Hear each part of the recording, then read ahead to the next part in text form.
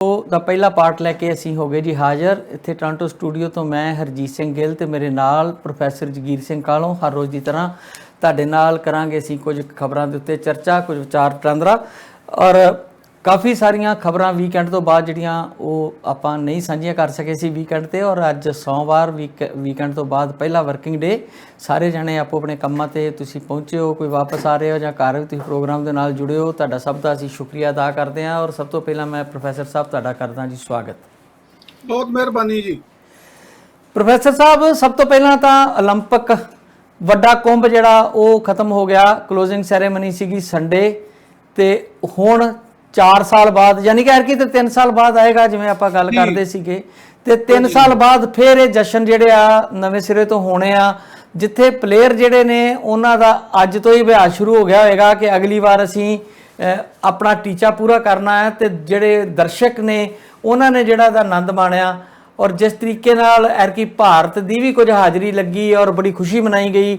ਜਿਹੜੇ ਲੋਕ ਸੋਨ ਤਗਮਾ ਜਿੱਤ ਕੇ ਜਾਂ ਕੋਈ ਛੋਟੇ ਤਗਮੇ ਜਿੱਤ ਕੇ ਵੀ ਗਏ ਨੇ, ਕਾਂਸੀ ਚਾਂਦੀ ਦੇ ਛੋਟੇ, ਮੇਰੇ ਮੂੰਹ 'ਚੋਂ ਨਿਕਲ ਗਿਆ, ਓਲੰਪਿਕ ਦਾ ਤਗਮਾ ਕੋਈ ਵੀ ਛੋਟਾ ਨਹੀਂ ਹੁੰਦਾ, ਓਲੰਪਿਕ 'ਚ ਪਾਰਟੀਸਪੇਟ ਕਰਨਾ ਹੀ ਬਹੁਤ ਵੱਡੀ ਗੱਲ ਹੁੰਦੀ ਆ। ਸੋ ਉਹਨਾਂ ਦਾ ਬੜਾ ਭਰਵਾਂ ਸਵਾਗਤ ਜਿਹੜਾ ਜੀ ਉਹ ਕੀਤਾ ਗਿਆ।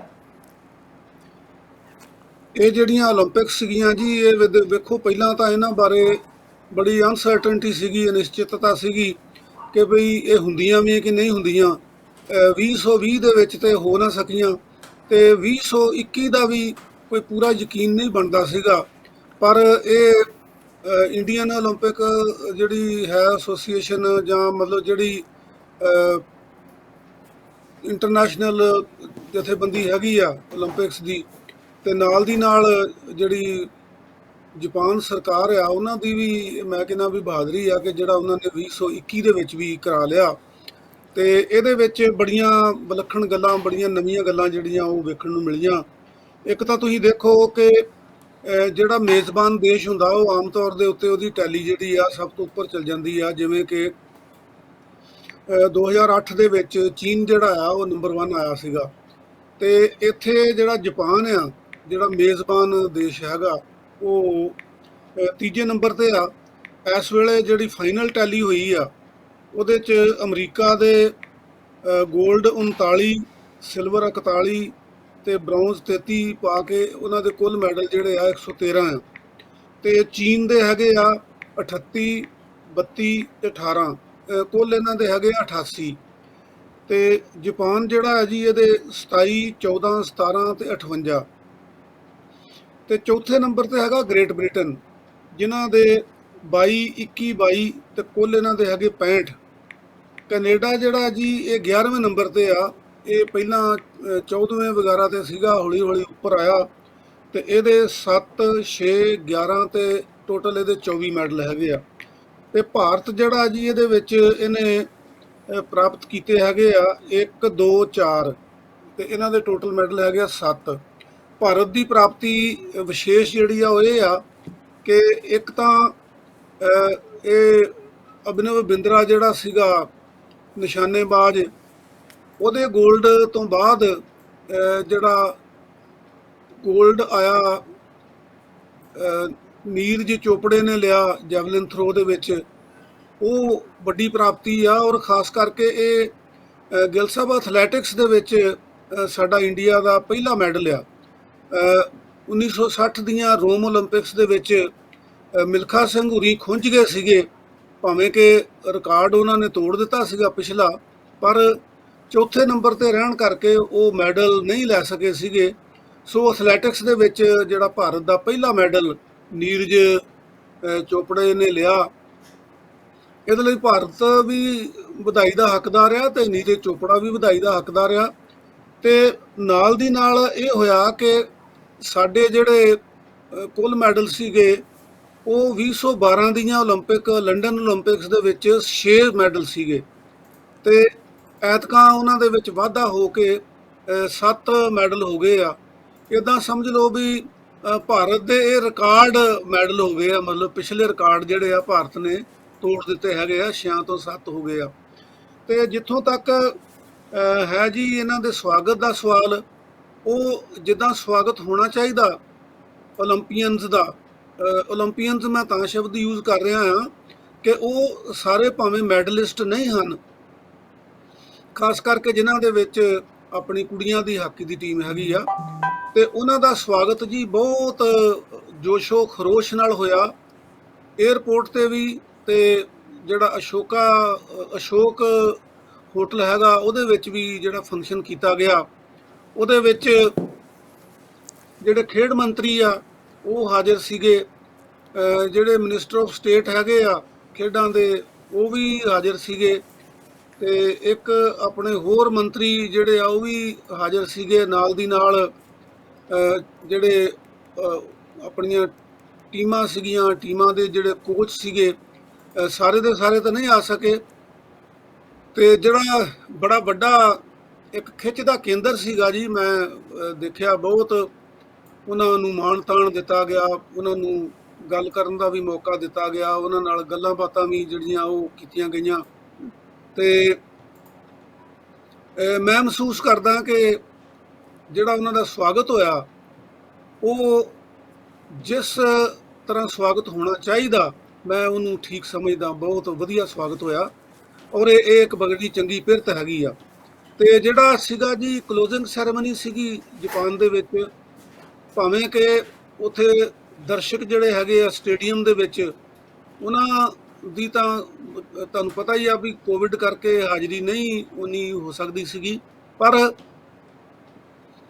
ਦੁਨੀਆ ਭਰ ਦੇ ਵਿੱਚ ਜਿਹੜਾ ਉਹ ਨਜ਼ਾਰਾ ਦੇਖਿਆ ਗਿਆ, ਉਹਨਾਂ ਨੇ ਬਹੁਤ ਵਧੀਆ ਤਰੀਕੇ ਨਾਲ ਓਲੰਪਿਕਸ ਦੀਆਂ ਝਾਕੀਆਂ ਜਿਹੜੀਆਂ ਹਾਈਲਾਈਟਸ ਵੀ ਪੇਸ਼ ਕੀਤੀਆਂ, ਜਾਪਾਨ ਦਾ ਕਲਚਰ ਵੀ ਪੇਸ਼ ਕੀਤਾ, ਔਰ ਬਹੁਤ ਵਧੀਆ ਤਰੀਕੇ ਨਾਲ ਜਿਹੜੀ ਪੇਸ਼ਕਾਰੀ ਹੈ ਜੀ ਉਹ ਹੋਈ।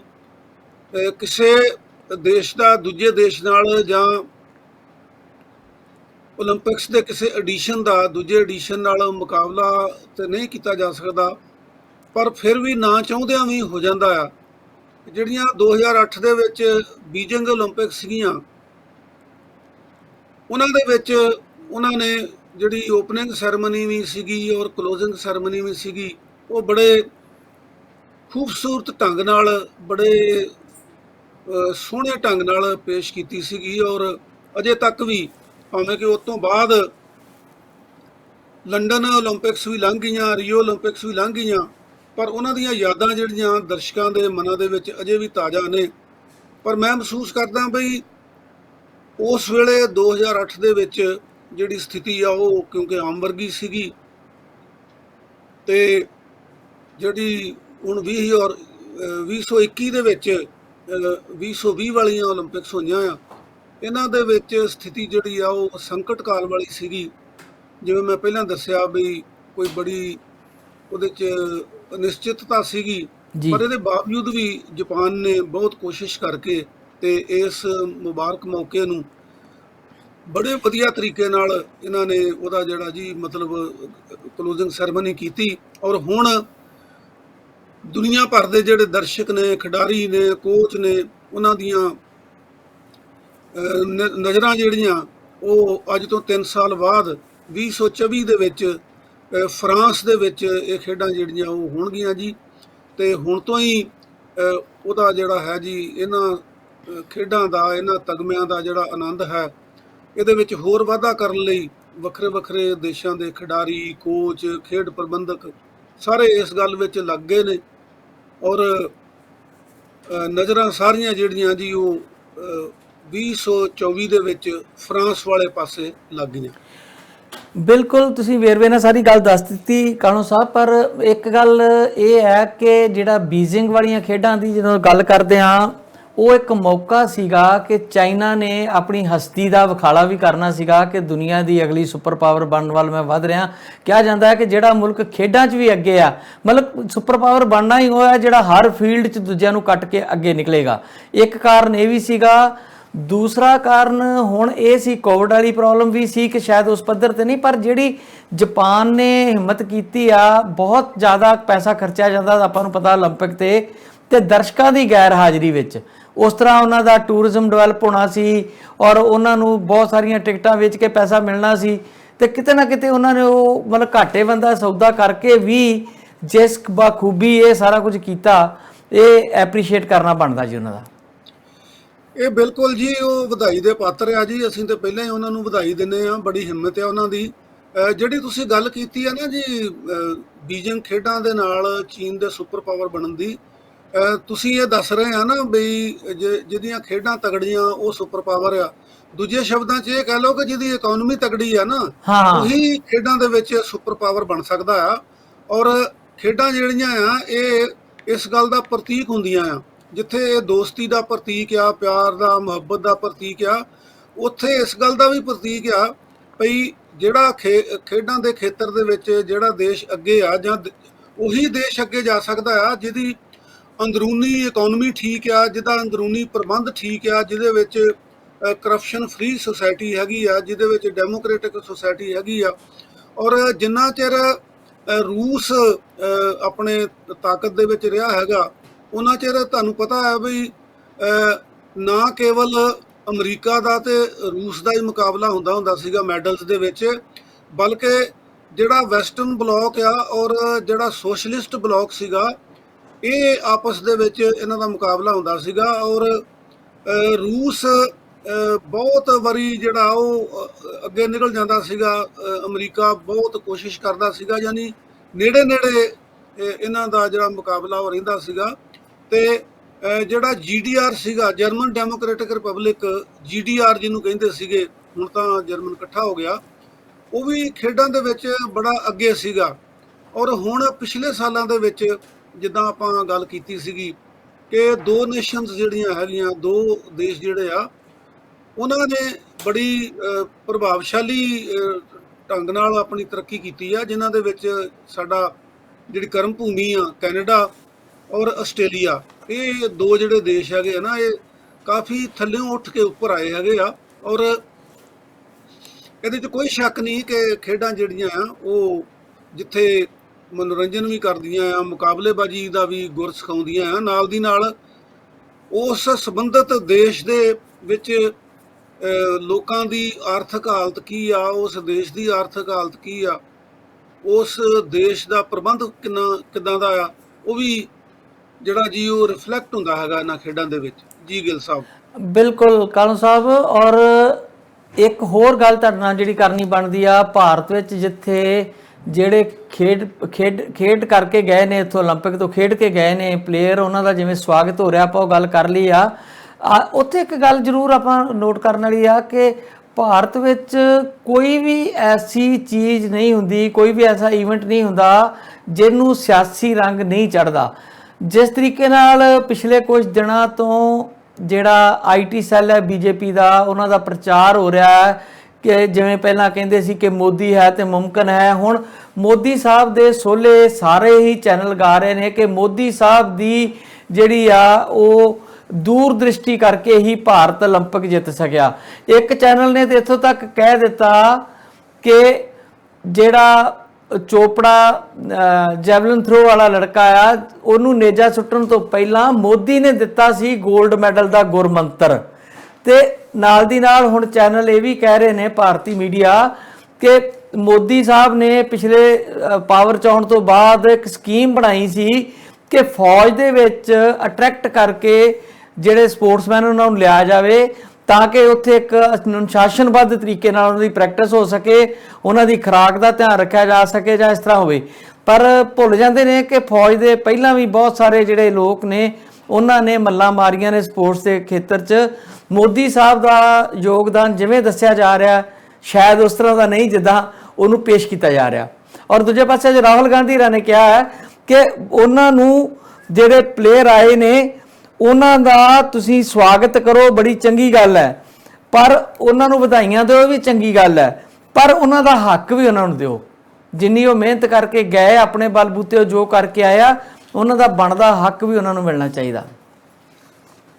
ਬਿਲਕੁਲ ਮਿਲਣਾ ਚਾਹੀਦਾ ਜੀ। ਅਸੀਂ ਤੇ ਸ਼ੁਰੂ ਤੋਂ ਹੀ ਇਸ ਗੱਲ ਦੇ ਹੱਕ 'ਚ ਹੈਗੇ ਆ ਕਿ ਇੱਕ ਤਾਂ ਦੇਖੋ ਜਿਹੜੇ ਜਿੱਤ ਕੇ ਗਏ ਆ ਜਾਂ ਜਿਹੜੇ ਪਾਰਟਿਸਿਪੇਟ ਕਰਕੇ ਗਏ ਆ, ਉਹਨਾਂ ਦਾ ਹੱਕ ਉਹਨਾਂ ਨੂੰ ਜ਼ਰੂਰ ਮਿਲਣਾ ਚਾਹੀਦਾ।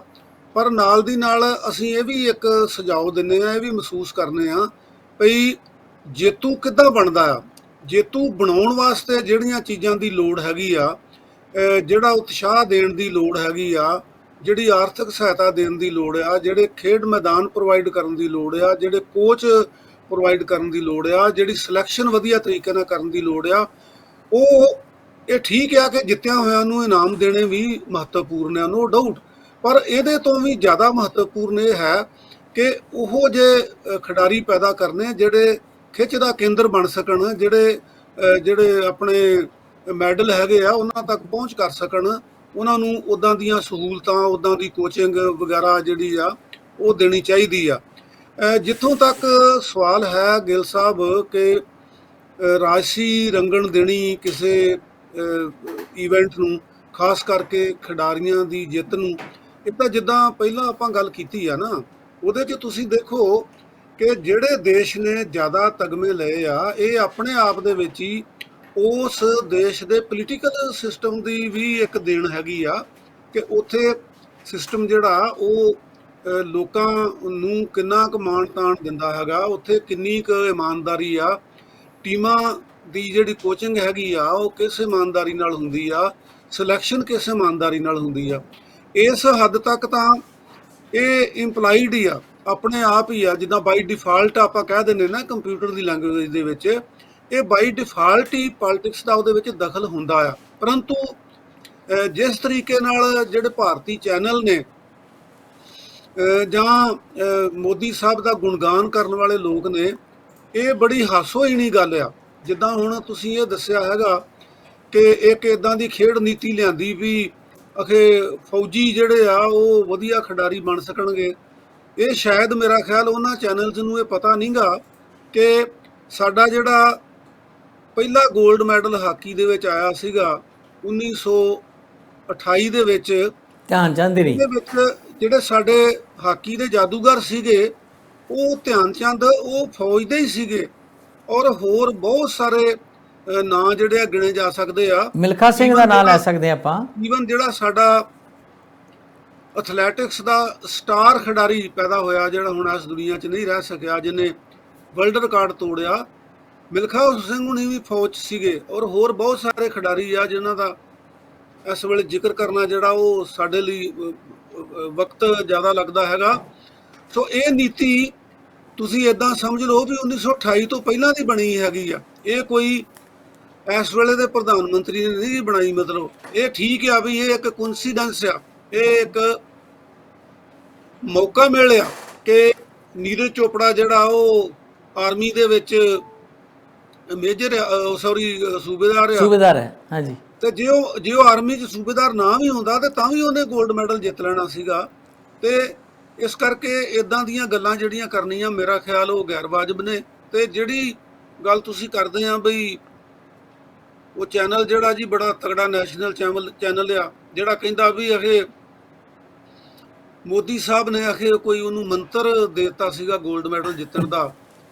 ਤੇ ਮੈਂ ਸਮਝਣਾ ਗਿੱਲ ਸਾਹਿਬ ਵੀ 128 ਖਿਡਾਰੀਆਂ ਦਾ ਦਲ ਜਿਹੜਾ ਉਹ ਸਾਡਾ ਇੰਡੀਆ ਦਾ ਓਲੰਪਿਕਸ ਦੇ ਵਿੱਚ ਗਿਆ ਸੀਗਾ, ਤੇ ਜੇ ਮੰਤਰ ਦਿੱਤੇ ਹੁੰਦੇ, ਉਹਨਾਂ ਕੋਲ ਕੋਈ ਮੰਤਰ ਹੁੰਦਾ ਤੇ ਫੇਰ ਤਾਂ ਜੀ ਆਪਣੇ 128 ਮੈਡਲ ਹੋਣੇ ਚਾਹੀਦੇ ਸੀਗੇ, ਹਰ ਕੋਲ ਕੋਈ ਮੰਤਰ ਹੋਣਾ ਚਾਹੀਦਾ ਸੀਗਾ। ਇਦਾਂ ਦੀਆਂ ਮੇਰਾ ਖਿਆਲ ਫਜ਼ੂਲ ਗੱਲਾਂ ਜਿਹੜੀਆਂ ਹੈ ਨਾ ਉਹ ਭਾਰਤ ਦੇ ਵਿੱਚ ਹੀ ਹੋ ਸਕਦੀਆਂ ਆ। ਇਹਦੇ ਤੇ ਕੋਈ ਮੇਰਾ ਖਿਆਲ ਟਿੱਪਣੀ ਕਰਨੀ ਵੀ ਬਹੁਤੀ ਮੇਰਾ ਖਿਆਲ। ਅੱਛਾ, ਇਹ ਵੀ ਮੈਂ ਪੜਿਆ ਸੁਣਿਆ ਕਾਲੂ ਸਾਹਿਬ, ਤੁਹਾਨੂੰ ਵਧੇਰੇ ਪਤਾ ਹੋਊਗਾ ਕਿ ਜਿਹੜੇ 8 ਮੈਡਲ ਆਏ ਆ ਉਹਨਾਂ ਚੋਂ ਇੱਕ ਨੂੰ ਛੱਡ ਕੇ ਕੋਚ ਨੂੰ, ਬਾਕੀ ਦੇ ਸਾਰੇ 7 ਕੋਚ ਜਿਹੜੇ ਵਿਦੇਸ਼ੀ ਸੀ ਜਿਨ੍ਹਾਂ ਨੇ ਉਹਨਾਂ ਬੱਚਿਆਂ ਨੂੰ ਟ੍ਰੇਨਿੰਗ ਦੇ ਕੇ ਇਸ ਕਾਬਲ ਬਣਾਇਆ। ਇੱਕ ਤੇ ਉਹਨਾਂ ਦਾ ਜਜ਼ਬਾ, ਜੂਝਣ ਦਾ ਜਿਹੜਾ ਉਹਨਾਂ ਦਾ ਜਜ਼ਬਾ ਹੈ ਉਹ, ਤੇ ਦੂਸਰਾ ਟ੍ਰੇਨਿੰਗ ਦਾ ਪੱਧਰ ਜਿਹੜਾ ਹੈ ਉਹ। ਫਿਰ ਆਪਾਂ ਨੂੰ ਕਿਤੇ ਨਾ ਕਿਤੇ ਗੱਲ ਖਟਕਦੀ ਆ ਕਿ ਜੇ ਕੋਚਿੰਗ ਦਾ ਤੇ ਇੰਫਰਾਸਟ੍ਰਕਚਰ ਚੰਗਾ ਹੋਵੇ ਤੇ ਸਾਡੇ ਕੋਲੋਂ ਇੰਨੀ ਵੱਡੀ ਪਾਪੂਲੇਸ਼ਨ ਚੋਂ ਖਿਡਾਰੀ ਕੱਢ ਸਕਣਾ ਔਰ ਉਹ ਵੱਡੇ ਇਨਾਮ ਲੈ ਸਕਣਾ ਕੋਈ ਬਹੁਤ ਵੱਡੀ ਗੱਲ ਨਹੀਂ ਆ। ਹੋਰ ਵੀ ਇਹ 'ਚ ਪ੍ਰਾਪਤੀਆਂ ਕੀਤੀਆਂ ਜਾ ਸਕਦੀਆਂ, ਪਰ ਜੇ ਜਿਹੜੇ 8 ਪਲੇਅਰ ਕੁਝ ਲੈ ਕੇ ਆਏ ਆ ਉਹਨਾਂ ਚੋਂ 7 ਦੇ ਕੋਚ ਜਿਹੜੇ ਆ ਵਿਦੇਸ਼ੀ ਸੀਗੇ, ਸਿਰਫ ਇੱਕ ਕੋਚ ਹੀ ਜਿਹੜਾ ਆ ਉਹ ਇੰਡੀਅਨ ਸੀਗਾ ਜਿਹਦੀ ਰਹਿਨਮਾਈ ਹੇਠ ਇਹ ਕੰਮ ਹੋਇਆ। ਤੁਸੀਂ ਜਾਣਦੇ ਹੋ, ਤੁਸੀਂ ਤੇ ਰਹੇ ਹੋ ਇਸ ਫੀਲਡ 'ਚ, ਕਿ ਕੋਚ ਦਾ ਕਿੰਨਾ ਵੱਡਾ ਹੱਥ ਹੁੰਦਾ ਵਾ ਇੱਕ ਖਿਲਾੜੀ ਨੂੰ ਸਹੀ ਦਿਸ਼ਾ 'ਚ ਅੱਗੇ ਲੈ ਕੇ ਜਾਣ 'ਚ। ਕੋਚਿੰਗ ਦੀ ਜਿਹੜਾ ਜੀ ਮੇਰਾ ਖਿਆਲ ਮੈਡਲ ਗਿੱਲ ਸਾਹਿਬ 7 ਨੇ ਭਾਰਤ ਦੇ। ਹਾਂਜੀ, ਹਾਂਜੀ ਤੁਸੀਂ 8 ਅੱਛਾ, ਕਹਿ ਰਹੇ ਸੀਗੇ 7 ਮੈਡਲ, ਹਾਂਜੀ 7। ਨਾ। ਹਾਂਜੀ। ਤੇ ਉਹਦੇ ਵਿੱਚ ਮਤਲਬ ਇਹ ਤੁਸੀਂ ਨੁਕਤਾ ਬਹੁਤ ਵਧੀਆ ਉਠਾਇਆ ਹੈਗਾ ਕਿ ਸਾਡੇ ਜਿਹੜੇ ਕੋਚ ਨੇ, ਸਾਡੇ ਕੋਚ ਭਾਰਤ ਦੇ ਕਿਸੇ ਗੱਲੋਂ ਘੱਟ ਨਹੀਂ ਗਏ। ਜੇ ਖਿਡਾਰੀ ਸਾਡੇ ਤਗੜੇ ਆ ਤਾਂ ਕੋਚ ਵੀ ਤਗੜੇ ਹੈਗੇ ਆ, ਔਰ ਕੋਚਾਂ ਨੇ ਬੜੀਆਂ ਬੜੀਆਂ ਵੱਡੀਆਂ ਪ੍ਰਾਪਤੀਆਂ ਕੀਤੀਆਂ ਹੈਗੀਆਂ। ਜਿਹੜੇ ਮੈਡਲ ਸਾਡੇ ਜਿਹੜੇ ਜੀ 1948, 52, 56, 1964, 80 ਜਿਹੜੇ ਆਏ ਆ ਨਾ, ਉਹਨਾਂ ਦੇ ਵਿੱਚ ਸਾਡੇ ਵਧੇਰੇ ਜਿਹੜੇ ਕੋਚ ਹੈਗੇ ਆ ਉਹ ਭਾਰਤੀ ਹੁੰਦੇ ਸੀਗੇ। ਮੈਨੂੰ ਯਾਦ ਆ ਕਿ ਸਾਡੇ ਬੋਧੀ ਸਾਹਿਬ ਹੁੰਦੇ ਸੀਗੇ ਜਲੰਧਰ ਦੇ, ਗੁਰਚਰਨ ਸਿੰਘ ਬੋਧੀ, ਉਹਨਾਂ ਦੀ ਕੋਚਿੰਗ ਰਹੀ ਆ, ਬਾਲਕ੍ਰਿਸ਼ਨ ਸਿੰਘ ਉਹਨਾਂ ਦੀ ਕੋਚਿੰਗ ਰਹੀ ਆ। ਔਰ ਹੁਣ ਵੀ ਜਿਹੜਾ 골ਡ ਮੈਡਲ ਆਇਆ ਨਾ ਗਿੱਲ ਸਾਹਿਬ, ਉਹਦਾ ਕੋਚ ਜਿਹੜਾ ਆ ਉਹ ਭਾਰਤੀ ਆ ਔਰ ਮੁਸਲਿਮ ਕਮਿਊਨਿਟੀ ਦਾ ਆ, ਜਿਹਨੂੰ ਕਿ ਹਿੰਦੂ ਤਵੀ ਜਿਹੜੇ ਆ ਉਹ ਉਸ ਕਮਿਊਨਿਟੀ ਨੂੰ ਇੰਨੀ ਰਿਸਪੈਕਟ ਨਹੀਂ ਦਿੰਦੇ। ਮੈਂ ਨੀਰਜ ਚੋਪੜੇ ਨੂੰ ਇਸ ਗੱਲ ਦੀ ਖਾਸ ਮੁਬਾਰਕ ਦਿੰਦਾ ਆ ਕਿ ਉਹਨੇ ਦੱਸਿਆ ਬਈ ਮੈਂ ਕੋਚ ਦੇ ਸਾਹਮਣੇ ਕੁਰਸੀ ਤੇ ਨਹੀਂ ਬੈਠ ਸਕਦਾ, ਮੈਂ ਜ਼ਮੀਨ ਤੇ ਬੈਠਦਾ ਹਾਂ। ਤੇ ਇਸ ਕਿਸਮ ਦੀਆਂ ਜਿਹੜੀਆਂ ਜ਼ਰੂਰਤਾਂ ਹੈਗੀਆਂ ਉਹ ਸਾਨੂੰ ਜ਼ਰੂਰ ਪੂਰੀਆਂ ਅਸੀਂ ਕਰ ਸਕਦੇ ਹਾਂ। ਸਾਡੇ ਕੋਲ ਕਿਸੇ ਚੀਜ਼ ਦੀ ਘਾਟ ਨਹੀਂ ਹੈ। ਸਾਡੇ ਕੋਲ ਗਿੱਲ ਸਾਹਿਬ ਭਾਰਤ ਕੋਲ ਸਿਰਫ ਨੀਤ ਤੇ ਨੀਤੀ ਦੀ ਘਾਟ ਹੈਗੀ ਆ। ਬਾਕੀ ਸਾਡੇ ਕੋਲ ਟੈਲੈਂਟ ਬਹੁਤ ਹੈਗਾ, ਔਰ ਸਾਡੇ ਜਿਹੜੇ ਸਪੋਰਟਸ ਖਿਡਾਰੀ ਹੈਗੇ ਆ ਉਹ ਵੀ ਬੜੇ ਮਿਹਨਤੀ ਆ, ਕੋਚ ਵੀ ਬੜੇ ਮਿਹਨਤੀ ਆ, ਔਰ ਨਵੀਨ ਪਟਨਾਇਕ ਵਰਗੇ ਜਿਹੜੇ ਖੇਡ ਲਵਰ ਆ ਉਹ ਵੀ ਸਾਡੇ ਕੋਲ ਹੈਗੇ ਆ, ਜਿਹੜੇ ਪ੍ਰਾਈਵੇਟ ਕੰਪਨੀਆਂ ਦੇ ਭੱਜ ਜਾਣ ਤੋਂ ਬਾਅਦ ਸਰਕਾਰੀ ਖਰਚਾ ਵੀ ਕਰ ਸਕਦੇ ਆ। ਤੇ ਅੱਜ ਇੱਕ ਗੱਲ ਮੈਨੂੰ ਹੋਰ ਚੰਗੀ ਲੱਗੀ ਭਈ ਖੇਡ ਮੰਤਰੀ ਨੇ ਬਹੁਤਾ ਉੱਥੇ ਦਖਲ ਨਹੀਂ ਦਿੱਤਾ, ਤੇ ਜਿਹੜੇ ਖਿਡਾਰੀ ਹੈਗੇ ਆ ਉਹਨਾਂ ਨੂੰ ਜਿਸ ਤਰੀਕੇ ਨਾਲ, ਜਿਸ ਸ਼ਾਂਤਮਈ ਤਰੀਕੇ ਨਾਲ, ਜਿਸ ਤਹੱਮਲ ਨਾਲ ਉਹਨਾਂ ਨੂੰ ਓਨਰ ਕਰਨਾ ਚਾਹੀਦਾ, ਉਹਨਾਂ ਨੂੰ ਓਨਰ ਕੀਤਾ ਗਿਆ। ਤੇ ਹੋਰ ਵੀ ਚੰਗੀ ਗੱਲ ਇਹ ਲੱਗੀ ਭਈ ਹਰਿਆਣੇ ਦੀ ਜਿਹੜੀ ਕੈਪਟਨ ਸੀਗੀ ਹਾਕੀ ਟੀਮ ਦੀ ਰਾਣੀ ਰਾਮਪਾਲ, ਉਹ ਵੀ ਉੱਥੇ ਮੌਜੂਦ ਸੀਗੀ। ਤੇ ਮਨਪ੍ਰੀਤ ਭਾਰਤੀ ਹਾਕੀ ਟੀਮ ਦਾ ਜਿਹੜਾ ਕੈਪਟਨ ਉਹ ਵੀ ਉੱਥੇ ਮੌਜੂਦ ਸੀਗਾ। ਉਹਨਾਂ ਕੋਲੋਂ ਵੀ ਕੁਝ ਉਹਨਾਂ ਦੀਆਂ ਬਾਈਟਸ ਲਈਆਂ ਗਈਆਂ, ਬੜਾ ਸੋਹਣਾ ਉਹਨਾਂ ਨੇ ਸੰਦੇਸ਼ ਦਿੱਤਾ, ਤੇ ਜਿਹੜਾ ਉਹਨਾਂ ਦਾ ਓਨਰ ਕੀਤਾ ਗਿਆ ਉਹ ਵੀ ਬੜਾ ਵਧੀਆ ਸੀਗਾ। ਨਹੀਂ ਤਾਂ ਆਮ ਤੌਰ ਤੇ ਜਿਹੜੇ ਮੰਤਰੀ ਹੈਗੇ ਆ ਉਹ ਬਹੁਤ ਹੋਸ਼ਾਪਣ ਆਪਣਾ ਕਈ ਵਾਰੀ ਦਿਖਾਲਣ ਲੱਗ ਪੈਂਦੇ ਆ, ਤੇ ਇਹ ਇੱਕ ਚੰਗੀ ਪਿਰਤ ਹੈਗੀ ਆ। ਔਰ ਭਾਰਤ ਕੋਲ ਕਿਸੇ ਚੀਜ਼ ਦੀ ਕੋਈ ਘਾਟ ਨਹੀਂ ਹੈ, ਸਿਰਫ ਮੈਂ ਦੁਹਰਾ ਰਿਹਾ ਨੀਤ ਤੇ ਨੀਤੀ ਚਾਹੀਦੀ ਆ। ਜੇ ਹਰਿਆਣੇ ਦੇ ਵਿੱਚ ਬਲਦੇਵ ਸਿੰਘ ਜਿਹੜਾ ਉਹ ਇੰਡੀਅਨ ਟੀਮ ਦੇ 8 ਕੈਪਟਨ ਜਿਹੜੇ ਆ ਉਹ ਟ੍ਰੇਨ ਕਰ ਸਕਦਾ ਆ, ਤੇ ਬਾਕੀ ਕੋਚਿੰਗ ਦੇ ਵਿੱਚ ਕਿਤੇ ਕੋਈ ਕਸਰ ਜਿਹੜੀ ਆ ਉਹ ਬਾਕੀ ਨਹੀਂ ਰਹਿ ਸਕਦੀ। ਸੋ ਸਾਡੇ ਲਈ ਇਹ ਜ਼ਰੂਰੀ ਆ, ਸੋਚਣ ਦਾ ਮੌਕਾ ਆ। ਸਾਡੇ ਕੋਲ 3 ਸਾਲ ਹੈਗੇ ਆ, ਇਹਨਾਂ 3 ਸਾਲਾਂ ਦੇ ਵਿੱਚ ਬਹੁਤ ਜਿਹੜੀ ਆ ਉਹ ਇੰਪਰੂਵਮੈਂਟ ਕੀਤੀ ਜਾ ਸਕਦੀ ਆ। ਔਰ ਤੁਹਾਨੂੰ ਇਹ ਵੀ ਪਤਾ ਹੋਣਾ ਕਿ ਜਦੋਂ ਮੋਦੀ ਸਾਹਿਬ ਪ੍ਰਧਾਨ ਮੰਤਰੀ ਬਣੇ ਆ ਤਾਂ ਇਹਨਾਂ ਨੇ ਮੇਰਾ ਖਿਆਲ 500 ਕਰੋੜ ਦਾ ਬਜਟ ਜਿਹੜਾ ਉਹ ਕੱਟਿਆ ਹੈਗਾ ਖੇਡਾਂ ਦਾ। ਇਹਨਾਂ ਦੇ ਆਉਣ ਦੇ ਉੱਤੇ ਐਗਜ਼ੈਕਟ ਫਿਗਰ ਜਿਹੜੀ ਆ ਉਹ ਘੱਟ ਵੱਧ ਹੋ ਸਕਦੀ ਆ। ਸੋ ਇਹਨਾਂ ਨੇ ਖੇਡ ਫੰਡ ਜਿਹੜਾ ਹੈਗਾ ਜੀ ਉਹ ਹੀ ਘਟਾਤਾ ਆ। ਜਿਹੜੀ ਇਹਨਾਂ ਦੀ ਮੰਤਰ ਦੇਣ ਵਾਲੀ ਗੱਲ ਹੈਗੀ ਹੈ ਨਾ, ਉਹ ਤੁਸੀਂ ਇੱਥੋਂ ਅੰਦਾਜ਼ਾ ਲਾ ਸਕਦੇ ਜੀ। ਬਿਲਕੁਲ।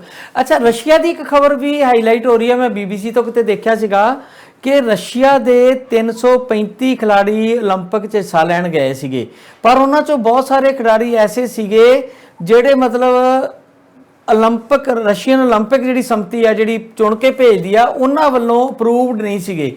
ਯਾਨੀ ਕਿ ਉਹ ਜਿੱਤਦੇ ਵੀ ਆ ਤੇ ਰਸ਼ੀਆ ਦਾ ਝੰਡਾ ਚੜਾਉਣ ਦਾ ਉਹਨਾਂ ਨੂੰ ਉੱਥੇ ਮਾਣ ਜਿਹੜਾ ਉਹ ਨਹੀਂ ਸੀ ਮਿਲਣਾ ਜਾਂ ਨਹੀਂ ਮਿਲਿਆ। ਔਰ ਜਿਹੜੇ 올림픽 ਦੇ ਤਗਮੇ ਹੋਣੇ ਸੀ ਉਹ ਰਸ਼ੀਆ ਦੇ ਖਾਤੇ ਜ਼ਰੂਰ ਪੈ ਜਾਣੇ ਸੀਗੇ। ਕੁਝ ਇਦਾਂ ਦੀ ਸਿਆਸਤ ਵੀ ਹੈ, ਕੋਈ ਪਾਬੰਦੀਆਂ ਨੇ ਉੱਥੇ ਕੁਝ ਗੇਮਾਂ ਦੀਆਂ ਜਿਹਦੇ ਖਿਲਾਫ ਉੱਥੇ ਚੱਲ ਰਿਹਾ ਲੰਬੇ ਸਮੇਂ ਤੋਂ ਅਪੀਲਾਂ ਵਾਲਾ ਮਸਲਾ। ਔਰ ਕਈ ਖਿਲਾੜੀ ਜਿਹੜੇ ਆ ਉਹ ਆਫੀਸ਼ੀਅਲ ਪਾਰਟਿਸਿਪੇਸ਼ਨ ਨਹੀਂ ਰਸ਼ੀਆ ਦੀ, ਪਰ ਹੈ ਉਹ ਰਸ਼ੀਆ 335 ਦੇ ਕਰੀਬ ਖਿਲਾੜੀ ਗਏ ਆ, ਉਹਨਾਂ 'ਚੋਂ ਕਾਫੀ ਸਾਰੇ ਜਿਹੜੇ ਆ ਉਹ ਉਸ ਅਪਰੂਵਲ ਤੋਂ ਬਗੈਰ ਵੀ ਗਏ ਆ।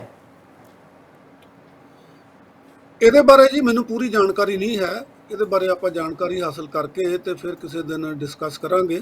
ਪਰ ਇਹ ਠੀਕ ਆ ਕਿ ਜੇ ਉਹ ਆਫੀਸ਼ੀਅਲੀ ਨਹੀਂ ਜਾਂਦੇ ਤਾਂ ਫਿਰ ਨੈਚੁਰਲੀ ਉਹਨਾਂ ਨੂੰ ਉਸ ਦੇਸ਼ ਦੇ ਆਫੀਸ਼ੀਅਲ ਖਿਡਾਰੀ ਨਹੀਂ ਗਿਣਿਆ ਜਾਂਦਾ ਔਰ ਉਸ ਦੇਸ਼ ਦਾ ਝੰਡਾ ਜਿਹੜਾ ਉਹ ਨਹੀਂ ਲਹਿਰਾਇਆ ਜਾਂਦਾ। ਤੇ ਕੁਦਰਤੀ ਤੌਰ ਤੇ ਜਿਹੜੇ ਉਹਨਾਂ ਨੇ ਤਗਮੇ ਜਿੱਤੇ ਹੈਗੇ ਆ ਉਹ ਕਿਉਂਕਿ ਉਹਨਾਂ ਦੇ ਇੰਡੀਵਿਜੂਅਲੀ ਗਿਣੇ ਜਾਣੇ ਹੈਗੇ ਆ, ਤਾਂ ਇਸ ਕਰਕੇ ਉਹ ਉਹਨਾਂ ਦੇ ਖਾਤੇ ਵਿੱਚ ਨਹੀਂ ਪੈਣੇ। ਇਹਦੇ ਬਾਰੇ ਆਪਾਂ ਤਫਸੀਲ ਨਾਲ ਕਿਸੇ ਦਿਨ ਗੱਲ ਕਰਾਂਗੇ। ਜੀ ਬਿਲਕੁਲ। ਅੱਛਾ ਕਾਲੂ ਸਾਹਿਬ, ਥੋੜਾ ਜਿਹਾ ਆਪਾਂ ਭਾਰਤ ਵੱਲ ਨੂੰ ਚੱਲਦੇ ਹਾਂ, ਫਿਰ ਇੱਕ ਵਾਰੀ ਪੰਜਾਬ ਵੱਲ ਖਾਸ ਕਰਕੇ।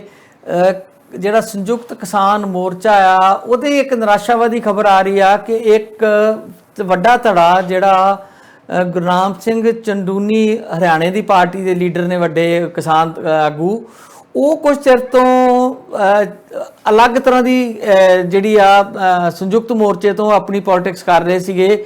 ਉਹਨਾਂ ਦਾ ਬਾਰ-ਬਾਰ ਕਹਿਣਾ ਸੀ ਕਿ ਜਿੰਨਾ ਚਿਰ ਕਿਸਾਨ ਖੁਦ ਨਹੀਂ ਲੜਦੇ ਇਲੈਕਸ਼ਨ ਤੇ ਪਾਵਰ 'ਚ ਨਹੀਂ ਆਉਂਦੇ ਉਹਨਾਂ ਚਿਰ ਕੁਝ ਨਹੀਂ ਹੋ ਸਕਦਾ।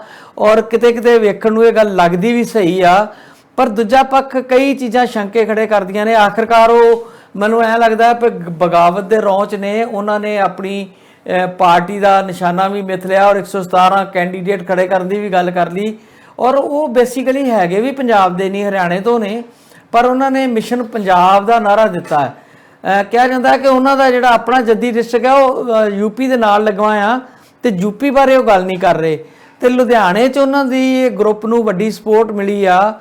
ਜਿਹੜੇ ਪੰਜਾਬ ਦੇ ਵਪਾਰੀ ਵਰਗ ਆ ਉਹਨਾਂ ਨੇ ਕਿਹਾ ਕਿ ਅਸੀਂ ਕਿਸਾਨ ਆਗੂ ਚੰਦੂਨੀ ਸਾਹਿਬ ਨੂੰ ਆਪਣਾ ਆਗੂ ਮੰਨਦੇ ਹਾਂ ਤੇ ਉਹਨਾਂ ਦੀ ਰਹਿਨਮਾਈ ਹੇਠ ਜਿਹੜੀਆਂ ਇਲੈਕਸ਼ਨ ਲੜੀਆਂ ਜਾਣਗੀਆਂ ਅਸੀਂ ਉਦੋਂ ਸਪੋਰਟ ਕਰਾਂਗੇ, ਉਹਦੇ 'ਚ ਸ਼ਾਮਲ ਹੋਵਾਂਗੇ।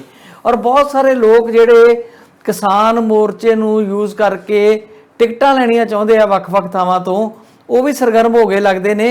ਇਹ ਜਿਹੜੀ ਗੇਮ ਹੈ ਇਹਦਾ ਸੰਯੁਕਤ ਮੋਰਚੇ ਨੂੰ ਕੀ ਕੋਈ ਨੁਕਸਾਨ ਹੋਏਗਾ?